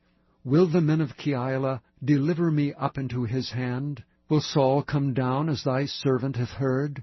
O Lord God of Israel, I beseech thee, tell thy servant. And the Lord said, He will come down. Then said David, Will the men of Keilah deliver me and my men into the hand of Saul? And the Lord said, They will deliver thee up. Then David and his men, which were about 600, arose and departed out of Keilah, and went whithersoever they could go. And it was told Saul that David was escaped from Keilah, and he forbare to go forth. And David abode in the wilderness and strongholds, and remained in a mountain in the wilderness of Ziph. And Saul sought him every day, but God delivered him not into his hand. And David saw that Saul was come out to seek his life, and David was in the wilderness of Ziph in a wood. And Jonathan, Saul's son, arose and went to David into the wood, and strengthened his hand in God. And he said unto him, Fear not, for the hand of Saul my father shall not find thee, and thou shalt be king over Israel, and I shall be next unto thee, and that also Saul my father knoweth. And they two made a covenant before the Lord, and David abode in the wood, and Jonathan went to his house. Then came up the Ziphites to Saul to Gibeah, saying, Doth not David hide himself with us in strongholds, in the wood, in the hill of Hachilah, which is on the south of Jeshimon? Now therefore, O king, come down according to all the desire of thy soul to come down, and our part shall be to deliver him into the king's hand. And Saul said, Blessed be ye of the Lord, for ye have compassion on me. Go, I pray you, prepare yet, and know and see his place where his haunt is, and who hath seen him there. For it is told me that he dealeth very subtly. See therefore, and take knowledge of all the lurking places where he hideth himself, and come ye again to me with the certainty, and I will go with you. And it shall come to pass, if he be in the land, that I will search him out throughout all the thousands of Judah. And they arose and went to Ziph before Saul. But David and his men were in the wilderness of Maon, in the plain on the south of Jeshimon. Saul also and his men went to seek him, and they told David, wherefore he came down into a rock, and abode in the wilderness of Maon. And when Saul heard that, he pursued after David in the wilderness of Maon. And Saul went on this side of the mountain, and David and his men on that side of the mountain. And David made haste to get away for fear of Saul, for Saul and his men compassed David and his men round about to take them. But there came a messenger unto Saul, saying, Haste thee and come, for the Philistines have invaded the land. Wherefore Saul returned from pursuing after David, and went against the Philistines. Therefore they called that place Selahem-Melekoth. And David went up from thence, and dwelt in the strongholds at Engedi. Chapter 24. And it came to pass, when Saul was returned from following the Philistines, that it was told him, saying, Behold, David is in the wilderness of Engedi. Then Saul took 3,000 chosen men out of all Israel, and went to seek David and his men upon the rocks of the wild goats. And he came to the sheepcotes by the way, where was a cave. And Saul went in to cover his feet, and David and his men remained in the sides of the cave. And the men of David said unto him, Behold, the day of which the Lord said unto thee, Behold, I will deliver thine enemy into thine hand, that thou mayest do to him as it shall seem good unto thee. Then David arose, and cut off the skirt of Saul's robe privily. And it came to pass afterward that David's heart smote him, because he had cut off Saul's skirt. And he said unto his men, The Lord forbid that I should do this thing unto my master, the Lord's anointed, to stretch forth mine hand against him, seeing he is the anointed of the Lord. So David stayed his servants with these words, and suffered them not to rise against Saul. But Saul rose up out of the cave, and went on his way. David also arose afterward, and went out of the cave, and cried after Saul, saying, My lord the king. And when Saul looked behind him, David stooped with his face to the earth, and bowed himself. And David said to Saul, Wherefore hearest thou men's words, saying, Behold, David seeketh thy hurt? Behold, this day thine eyes have seen how that the Lord had delivered thee today into mine hand in the cave, and some bade me kill thee, but mine eye spared thee. And I said, I will not put forth mine hand against my Lord, for he is the Lord's anointed. Moreover, my father, see the skirt of thy robe in my hand. For in that I cut off the skirt of thy robe, and killed thee not, know thou and see that there is neither evil nor transgression in mine hand, and I have not sinned against thee. Yet thou huntest my soul to take it. The Lord judge between me and thee, and the Lord avenge me of thee, but mine hand shall not be upon thee. As saith the proverb of the ancients, Wickedness proceedeth from the wicked, but mine hand shall not be upon thee. After whom is the king of Israel come out? After whom dost thou pursue? After a dead dog, after a flea.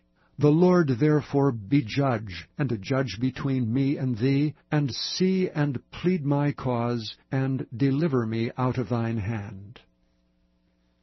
And it came to pass, when David had made an end of speaking these words unto Saul, that Saul said, Is this thy voice, my son David? And Saul lifted up his voice and wept. And he said to David, Thou art more righteous than I, for thou hast rewarded me good, whereas I have rewarded thee evil. And thou hast showed this day how that thou hast dealt well with me, forasmuch as when the Lord had delivered me into thine hand, thou killedst me not. For if a man find his enemy, will he let him go well away? Wherefore the Lord reward thee good, for that thou hast done unto me this day. For now, behold, I know well that thou shalt surely be king, and that the kingdom of Israel shall be established in thine hand. Swear now therefore unto me by the Lord, that thou wilt not cut off my seed after me, and that thou wilt not destroy my name out of my father's house. And David sware unto Saul, and Saul went home. But David and his men gat them up unto the hold.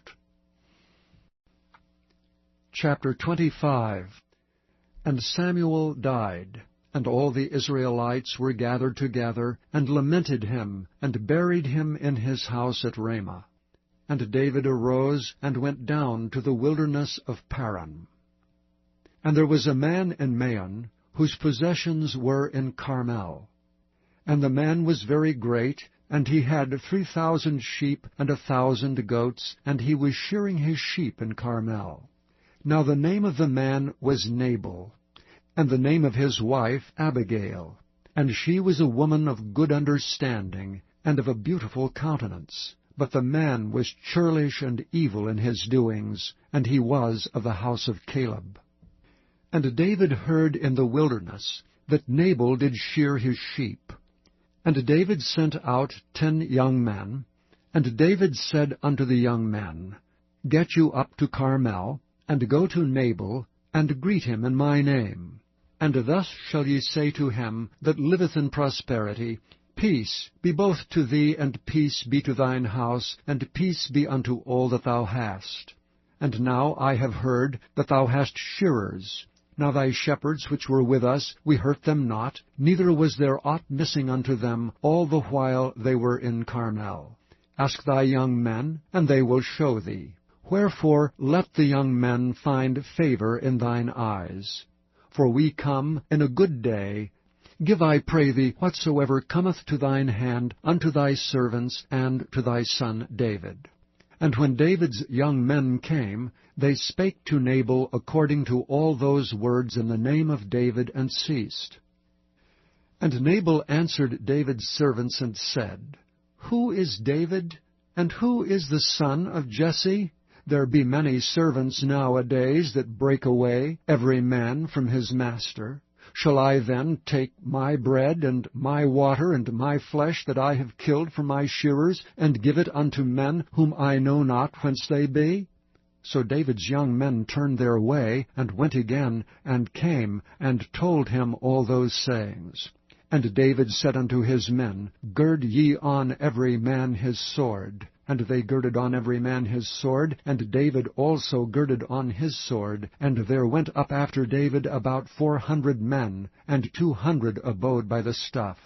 But one of the young men told Abigail, Nabal's wife, saying, Behold, David sent messengers out of the wilderness to salute our master, and he railed on them. But the men were very good unto us, and we were not hurt, neither missed we anything, as long as we were conversant with them when we were in the fields. They were a wall unto us both by night and day, all the while we were with them keeping the sheep. Now therefore know and consider what thou wilt do, for evil is determined against our master and against all his household. For he is such a son of Belial that a man cannot speak to him. Then Abigail made haste, and took 200 loaves, and 2 bottles of wine, and 5 sheep ready dressed, and 5 measures of parched corn, and 100 clusters of raisins, and 200 cakes of figs, and laid them on asses. And she said unto her servants, Go on before me, behold, I come after you. But she told not her husband Nabal. And it was so, as she rode on the ass, that she came down by the covert of the hill, and behold, David and his men came down against her, and she met them. Now David had said, Surely in vain have I kept all that this fellow hath in the wilderness, so that nothing was missed of all that pertained unto him, and he hath requited me evil for good. So and more also do God unto the enemies of David, if I leave of all that pertain to him by the morning light any that pisseth against the wall. And when Abigail saw David, she hasted and lighted off the ass, and fell before David on her face, and bowed herself to the ground, and fell at his feet, and said, Upon me, my lord, upon me let this iniquity be, and let thine handmaid, I pray thee, speak in thine audience, and hear the words of thine handmaid.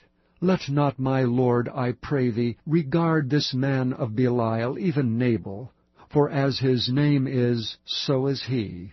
Nabal is his name, and folly is with him. But I thine handmaid saw not the young men of my lord, whom thou didst send. Now therefore, my lord, as the Lord liveth, and as thy soul liveth, seeing the Lord hath withholden thee from coming to shed blood, and from avenging thyself with thine own hand, now let thine enemies, and they that seek evil to my lord, be as Nabal. And now this blessing which thine handmaid hath brought unto my lord, let it even be given unto the young men that follow my lord. I pray thee, forgive the trespass of thine handmaid, for the Lord will surely make my lord a sure house, because my lord fighteth the battles of the Lord, and evil hath not been found in thee all thy days. Yet a man is risen to pursue thee, and to seek thy soul. But the soul of my Lord shall be bound in the bundle of life with the Lord thy God. And the souls of thine enemies, them shall he sling out, as out of the middle of a sling. And it shall come to pass, when the Lord shall have done to my Lord according to all the good that he hath spoken concerning thee, and shall have appointed thee ruler over Israel, that this shall be no grief unto thee, nor offense of heart unto my Lord, either that thou hast shed blood causeless, or that my Lord hath avenged himself. But when the Lord shall have dealt well with my Lord, then remember thine handmaid. And David said to Abigail, Blessed be the Lord God of Israel, which sent thee this day to meet me. And blessed be thy advice, and blessed be thou which hast kept me this day from coming to shed blood, and from avenging myself with mine own hand. For in very deed as the Lord God of Israel liveth, which hath kept me back from hurting thee, except thou hadst hasted and come to meet me, surely there had not been left unto Nabal by the morning light any that pisseth against the wall. So David received of her hand that which she had brought him, and said unto her, Go up in peace to thine house. See, I have hearkened to thy voice, and have accepted thy person. And Abigail came to Nabal, and behold, he held a feast in his house, like the feast of a king. And Nabal's heart was merry within him, for he was very drunken. Wherefore she told him nothing, less or more, until the morning light. But it came to pass in the morning, when the wine was gone out of Nabal, and his wife had told him these things, that his heart died within him, and he became as a stone. And it came to pass about 10 days after, that the Lord smote Nabal, that he died. And when David heard that Nabal was dead, he said, Blessed be the Lord, that hath pleaded the cause of my reproach from the hand of Nabal, and hath kept his servant from evil. For the Lord hath returned the wickedness of Nabal upon his own head. And David sent and communed with Abigail, to take her to him to wife. And when the servants of David were come to Abigail to Carmel, they spake unto her, saying, David sent us unto thee, to take thee to him to wife. And she arose, and bowed herself on her face to the earth, and said, Behold, let thine handmaid be a servant to wash the feet of the servants of my lord. And Abigail hasted, and arose, and rode upon an ass with 5 damsels of hers that went after her. And she went after the messengers of David, and became his wife. David also took Ahinoam of Jezreel, and they were also both of them his wives. But Saul had given Michal his daughter, David's wife, to Phalti the son of Laish, which was of Gallim. Chapter 26. And the Ziphites came unto Saul to Gibeah, saying, Doth not David hide himself in the hill of Hachilah, which is before Jeshimon? Then Saul arose and went down to the wilderness of Ziph, having 3,000 chosen men of Israel with him, to seek David in the wilderness of Ziph. And Saul pitched in the hill of Hachilah, which is before Jeshimon, by the way. But David abode in the wilderness. And he saw that Saul came after him into the wilderness. David therefore sent out spies, and understood that Saul was come in very deed. And David arose and came to the place where Saul had pitched. And David beheld the place where Saul lay, and Abner the son of Ner, the captain of his host. And Saul lay in the trench, and the people pitched round about him. Then answered David and said to Ahimelech the Hittite, and to Abishai, the son of Zeruiah, brother to Joab, saying, Who will go down with me to Saul to the camp? And Abishai said, I will go down with thee. So David and Abishai came to the people by night, and behold, Saul lay sleeping within the trench, and his spear stuck in the ground at his bolster. But Abner and the people lay round about him. Then said Abishai to David, God hath delivered thine enemy into thine hand this day. Now therefore let me smite him, I pray thee, with the spear, even to the earth at once, and I will not smite him the second time. And David said to Abishai, Destroy him not, for who can stretch forth his hand against the Lord's anointed and be guiltless? David said furthermore, As the Lord liveth, the Lord shall smite him, or his day shall come to die, or he shall descend into battle and perish. The Lord forbid that I should stretch forth mine hand against the Lord's anointed. But I pray thee, take thou now the spear that is at his bolster, and the cruse of water, and let us go. So David took the spear and the cruse of water from Saul's bolster, and they gat them away, and no man saw it, nor knew it, neither awakened. For they were all asleep, because a deep sleep from the Lord was fallen upon them. Then David went over to the other side, and stood on the top of an hill afar off, a great space being between them. And David cried to the people, and to Abner the son of Ner, saying, Answerest thou not, Abner? Then Abner answered and said, Who art thou that criest to the king? And David said to Abner, Art thou not a valiant man? And who is like thee in Israel? Wherefore then hast thou not kept thy lord the king? For there came out one of the people in to destroy the king thy lord. This thing is not good that thou hast done. As the Lord liveth, ye are worthy to die, because ye have not kept your master the Lord's anointed. And now see where the king's spear is, and the cruse of water that was at his bolster. And Saul knew David's voice, and said, Is this thy voice, my son David? And David said, It is my voice, my lord, O king. And he said, Wherefore doth my lord thus pursue after his servant? For what have I done, or what evil is in mine hand?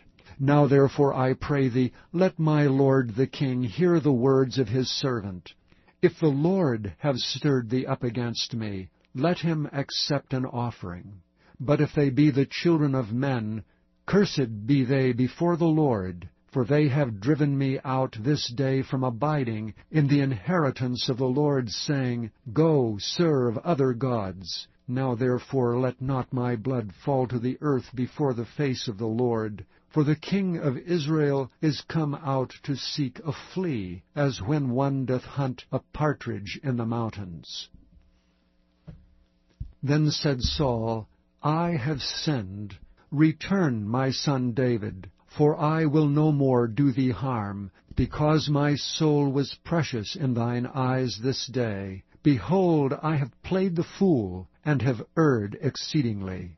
And David answered and said, Behold the king's spear, and let one of the young men come over and fetch it. The Lord render to every man his righteousness and his faithfulness. For the Lord delivered thee into my hand today, but I would not stretch forth mine hand against the Lord's anointed. And behold, as thy life was much set by this day in mine eyes, so let my life be much set by in the eyes of the Lord, and let him deliver me out of all tribulation. Then Saul said to David, Blessed be thou, my son David. Thou shalt both do great things, and also shalt still prevail. So David went on his way, and Saul returned to his place. Chapter 27. And David said in his heart, I shall now perish one day by the hand of Saul. There is nothing better for me than that I should speedily escape into the land of the Philistines, and Saul shall despair of me to seek me any more in the coast of Israel. So shall I escape out of his hand. And David arose, and he passed over with 600 men that were with him, unto Achish the son of Maoch, king of Gath. And David dwelt with Achish at Gath, he and his men, every man with his household, even David with his 2 wives, Ahinoam the Jezreelitess, and Abigail the Carmelitess, Nabal's wife. And it was told Saul that David was fled to Gath, and he sought no more again for him. And David said unto Achish, If I have now found grace in thine eyes, let them give me a place in some town in the country, that I may dwell there. For why should thy servant dwell in the royal city with thee? Then Achish gave him Ziklag that day, wherefore Ziklag pertaineth unto the kings of Judah unto this day. And the time that David dwelt in the country of the Philistines was a full year and 4 months. And David and his men went up and invaded the Geshurites, and the Gezrites, and the Amalekites. For these nations were of old the inhabitants of the land, as thou goest to Shur, even unto the land of Egypt. And David smote the land, and left neither man nor woman alive, and took away the sheep, and the oxen, and the asses, and the camels, and apparel, and returned, and came to Achish. And Achish said, Whither have ye made a road today? And David said, Against the south of Judah, and against the south of the Jerahmeelites, and against the south of the Kenites. And David saved neither man nor woman alive, to bring tidings to Gath, saying, Lest they should tell on us, saying, So did David, and so will be his manner all the while he dwelleth in the country of the Philistines. And Achish believed David, saying, He hath made his people Israel utterly to abhor him. Therefore he shall be my servant forever. Chapter 28. And it came to pass in those days that the Philistines gathered their armies together for warfare to fight with Israel. And Achish said unto David, Know thou assuredly that thou shalt go out with me to battle, thou and thy men. And David said to Achish, Surely thou shalt know what thy servant can do. And Achish said to David, Therefore will I make thee keeper of mine head forever. Now Samuel was dead, and all Israel had lamented him, and buried him in Ramah, even in his own city. And Saul had put away those that had familiar spirits, and the wizards out of the land. And the Philistines gathered themselves together, and came and pitched in Shunem. And Saul gathered all Israel together, and they pitched in Gilboa. And when Saul saw the host of the Philistines, he was afraid, and his heart greatly trembled. And when Saul inquired of the Lord answered him not, neither by dreams, nor by Urim, nor by prophets. Then said Saul unto his servants, Seek me a woman that hath a familiar spirit, that I may go to her and inquire of her. And his servants said to him, Behold, there is a woman that hath a familiar spirit at Endor. And Saul disguised himself, and put on other raiment. And he went, and 2 men with him, and they came to the woman by night.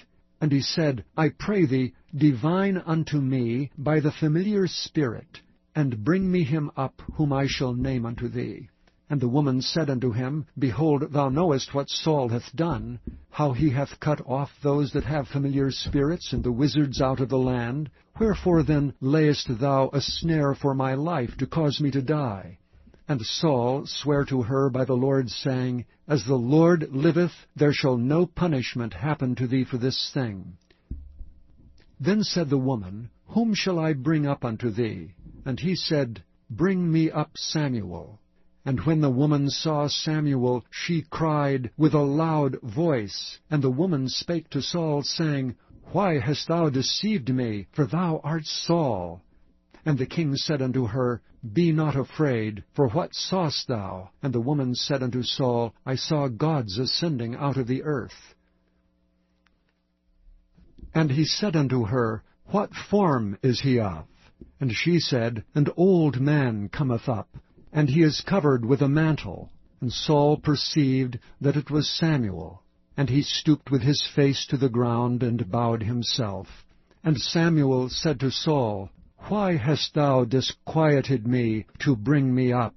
And Saul answered, I am sore distressed, for the Philistines make war against me, and God is departed from me, and answereth me no more, neither by prophets, nor by dreams. Therefore I have called thee, that thou mayest make known unto me what I shall do. Then said Samuel, Wherefore then dost thou ask of me, seeing the Lord is departed from thee, and is become thine enemy? And the Lord hath done to him as he spake by me. For the Lord hath rent the kingdom out of thine hand, and given it to thy neighbor, even to David. Because thou obeyedst not the voice of the Lord, nor executedst his fierce wrath upon Amalek. Therefore hath the Lord done this thing unto thee this day. Moreover the Lord will also deliver Israel with thee into the hand of the Philistines. And tomorrow shalt thou and thy sons be with me. The Lord also shall deliver the host of Israel into the hand of the Philistines. Then Saul fell straightway all along the earth, and was sore afraid because of the words of Samuel. And there was no strength in him, for he had eaten no bread all the day, nor all the night. And the woman came unto Saul, and saw that he was sore troubled, and said unto him, Behold, thine handmaid hath obeyed thy voice, and I have put my life in my hand, and have hearkened unto thy words, which thou speakest unto me. Now therefore I pray thee, hearken thou also unto the voice of thine handmaid, and let me set a morsel of bread before thee, and eat, that thou mayest have strength when thou goest on thy way. But he refused and said, I will not eat. But his servants together with the woman compelled him, and he hearkened unto their voice. So he arose from the earth, and sat upon the bed. And the woman had a fat calf in the house, and she hasted and killed it, and took flour, and kneaded it, and did bake unleavened bread thereof. And she brought it before Saul, and before his servants, and they did eat. Then they rose up, and went away that night. Chapter 29. Now the Philistines gathered together all their armies to Aphek, and the Israelites pitched by a fountain which is in Jezreel. And the lords of the Philistines passed on by hundreds and by thousands, but David and his men passed on in the rearward with Achish. Then said the princes of the Philistines, What do these Hebrews here? And Achish said unto the princes of the Philistines, Is not this David the servant of Saul, the king of Israel, which hath been with me these days, or these years, and I have found no fault in him, since he fell unto me unto this day? And the princes of the Philistines were wroth with him, and the princes of the Philistines said unto him, Make this fellow return, that he may go again to his place which thou hast appointed him, and let him not go down with us to battle, lest in the battle he be an adversary to us. And wherewith should he reconcile himself unto his master? Should it not be with the heads of these men? Is not this David, of whom they sang one to another in dances, saying, Saul slew his thousands, and David his 10,000s? Then Achish called David, and said unto him, Surely as the Lord liveth, thou hast been upright, and thy going out and thy coming in with me in the host is good in my sight. For I have not found evil in thee since the day of thy coming unto me unto this day. Nevertheless the Lord's favour thee not. Wherefore now return, and go in peace, that thou displease not the lords of the Philistines. And David said unto Achish, But what have I done? And what hast thou found in thy servant so long as I have been with thee unto this day, that I may not go fight against the enemies of my lord the king? And Achish answered and said to David, I know that thou art good in my sight as an angel of God. Notwithstanding, the princes of the Philistines have said, He shall not go up with us to the battle. Wherefore now rise up early in the morning with thy master's servants that are come with thee, and as soon as ye be up early in the morning, and have light, depart.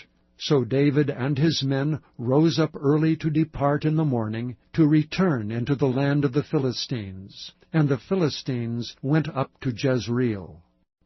Chapter 30.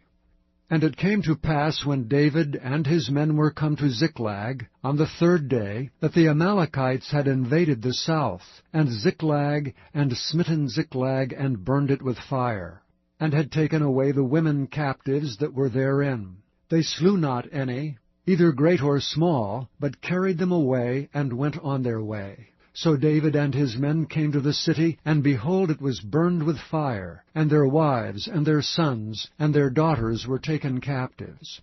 Then David and the people that were with him lifted up their voice and wept, until they had no more power to weep. And David's 2 wives were taken captives, Ahinoam the Jezreelitess, and Abigail, the wife of Nabal the Carmelite. And David was greatly distressed, for the people spoke of stoning him, because the soul of all the people was grieved every man for his sons and for his daughters. But David encouraged himself in the Lord his God. And David said to Abiathar the priest, Ahimelech's son, I pray thee, bring me hither the ephod. And Abiathar brought thither the ephod to David. And David inquired at the Lord, saying, Shall I pursue after this troop? Shall I overtake them? And he answered him, Pursue, for thou shalt surely overtake them, and without fail recover all. So David went, he and the 600 men that were with him, and came to the brook Besor, where those that were left behind stayed. But David pursued, he and 400 men, for 200 abode behind, which were so faint that they could not go over the brook Besor.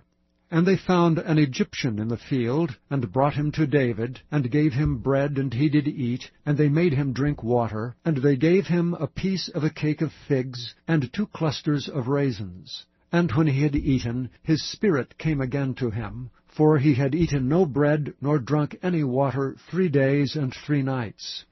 And David said unto him, To whom belongest thou? And whence art thou? And he said, I am a young man of Egypt, servant to an Amalekite, and my master left me because 3 days agone I fell sick. We made an invasion upon the south of the Kerethites, and upon the coast which belongeth to Judah, and upon the south of Caleb, and we burned Ziklag with fire. And David said to him, Canst thou bring me down to this company? And he said, Swear unto me by God, that thou wilt neither kill me, nor deliver me into the hands of my master, and I will bring thee down to this company. And when he had brought him down, behold, they were spread abroad upon all the earth, eating and drinking and dancing, because of all the great spoil they had taken out of the land of the Philistines and out of the land of Judah, even unto the evening of the next day. And there escaped not a man of them, save 400 young men, which rode upon camels and fled. And David recovered all that the Amalekites had carried away, and David rescued his 2 wives. And there was nothing lacking to them, neither small nor great, neither sons nor daughters, neither spoil, nor anything that they had taken to them. David recovered all. And David took all the flocks and the herds, which they drave before those other cattle, and said, This is David's spoil. And David came to the 200 men, which were so faint that they could not follow David, whom they had made also to abide at the brook Besor, and they went forth to meet David, and to meet the people that were with him. And when David came near to the people, he saluted them. Then answered all the wicked men, and men of Belial, of those that went with David, and said, Because they went not with us, we will not give them aught of the spoil that we have recovered, save to every man his wife and his children, that they may lead them away and depart.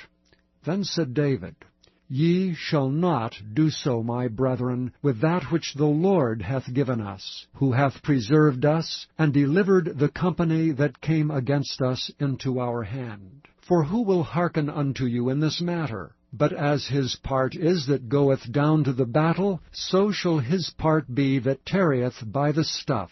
They shall part alike. And it was so from that day forward, that he made it a statute and an ordinance for Israel unto this day.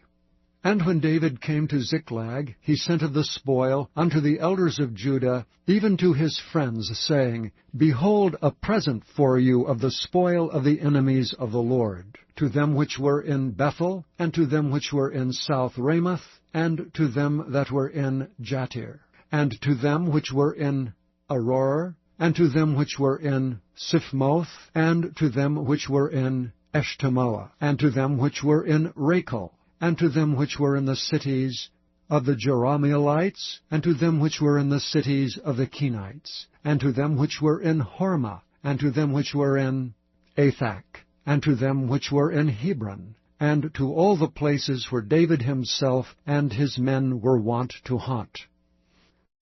Chapter 31. Now the Philistines fought against Israel, and the men of Israel fled from before the Philistines, and fell down slain in Mount Gilboa. And the Philistines followed hard upon Saul and upon his sons. And the Philistines slew Jonathan, and Abinadab, and Malchi-Shua, Saul's sons. And the battle went sore against Saul, and the archers hit him, and he was sore wounded of the archers. Then said Saul unto his armor-bearer, Draw thy sword, and thrust me through therewith, lest these uncircumcised come and thrust me through and abuse me. But his armor-bearer would not, for he was sore afraid. Therefore Saul took a sword, and fell upon it. And when his armor-bearer saw that Saul was dead, he fell likewise upon his sword, and died with him. So Saul died, and his 3 sons, and his armor-bearer, and all his men that same day together. And when the men of Israel that were on the other side of the valley, and they that were on the other side of Jordan, saw that the men of Israel fled, and that Saul and his sons were dead, they forsook the cities and fled, and the Philistines came and dwelt in them. And it came to pass on the morrow, when the Philistines came to strip the slain, that they found Saul and his 3 sons fallen in Mount Gilboa. And they cut off his head, and stripped off his armor, and sent into the land of the Philistines round about, to publish it in the house of their idols, and among the people. And they put his armor in the house of Ashtaroth, and they fastened his body to the wall of Bethshan. And when the inhabitants of Jabesh-Gilead heard of that which the Philistines had done to Saul, all the valiant men arose, and went all night, and took the body of Saul, and the bodies of his sons from the wall of Bethshan, and came to Jabesh, and burnt them there.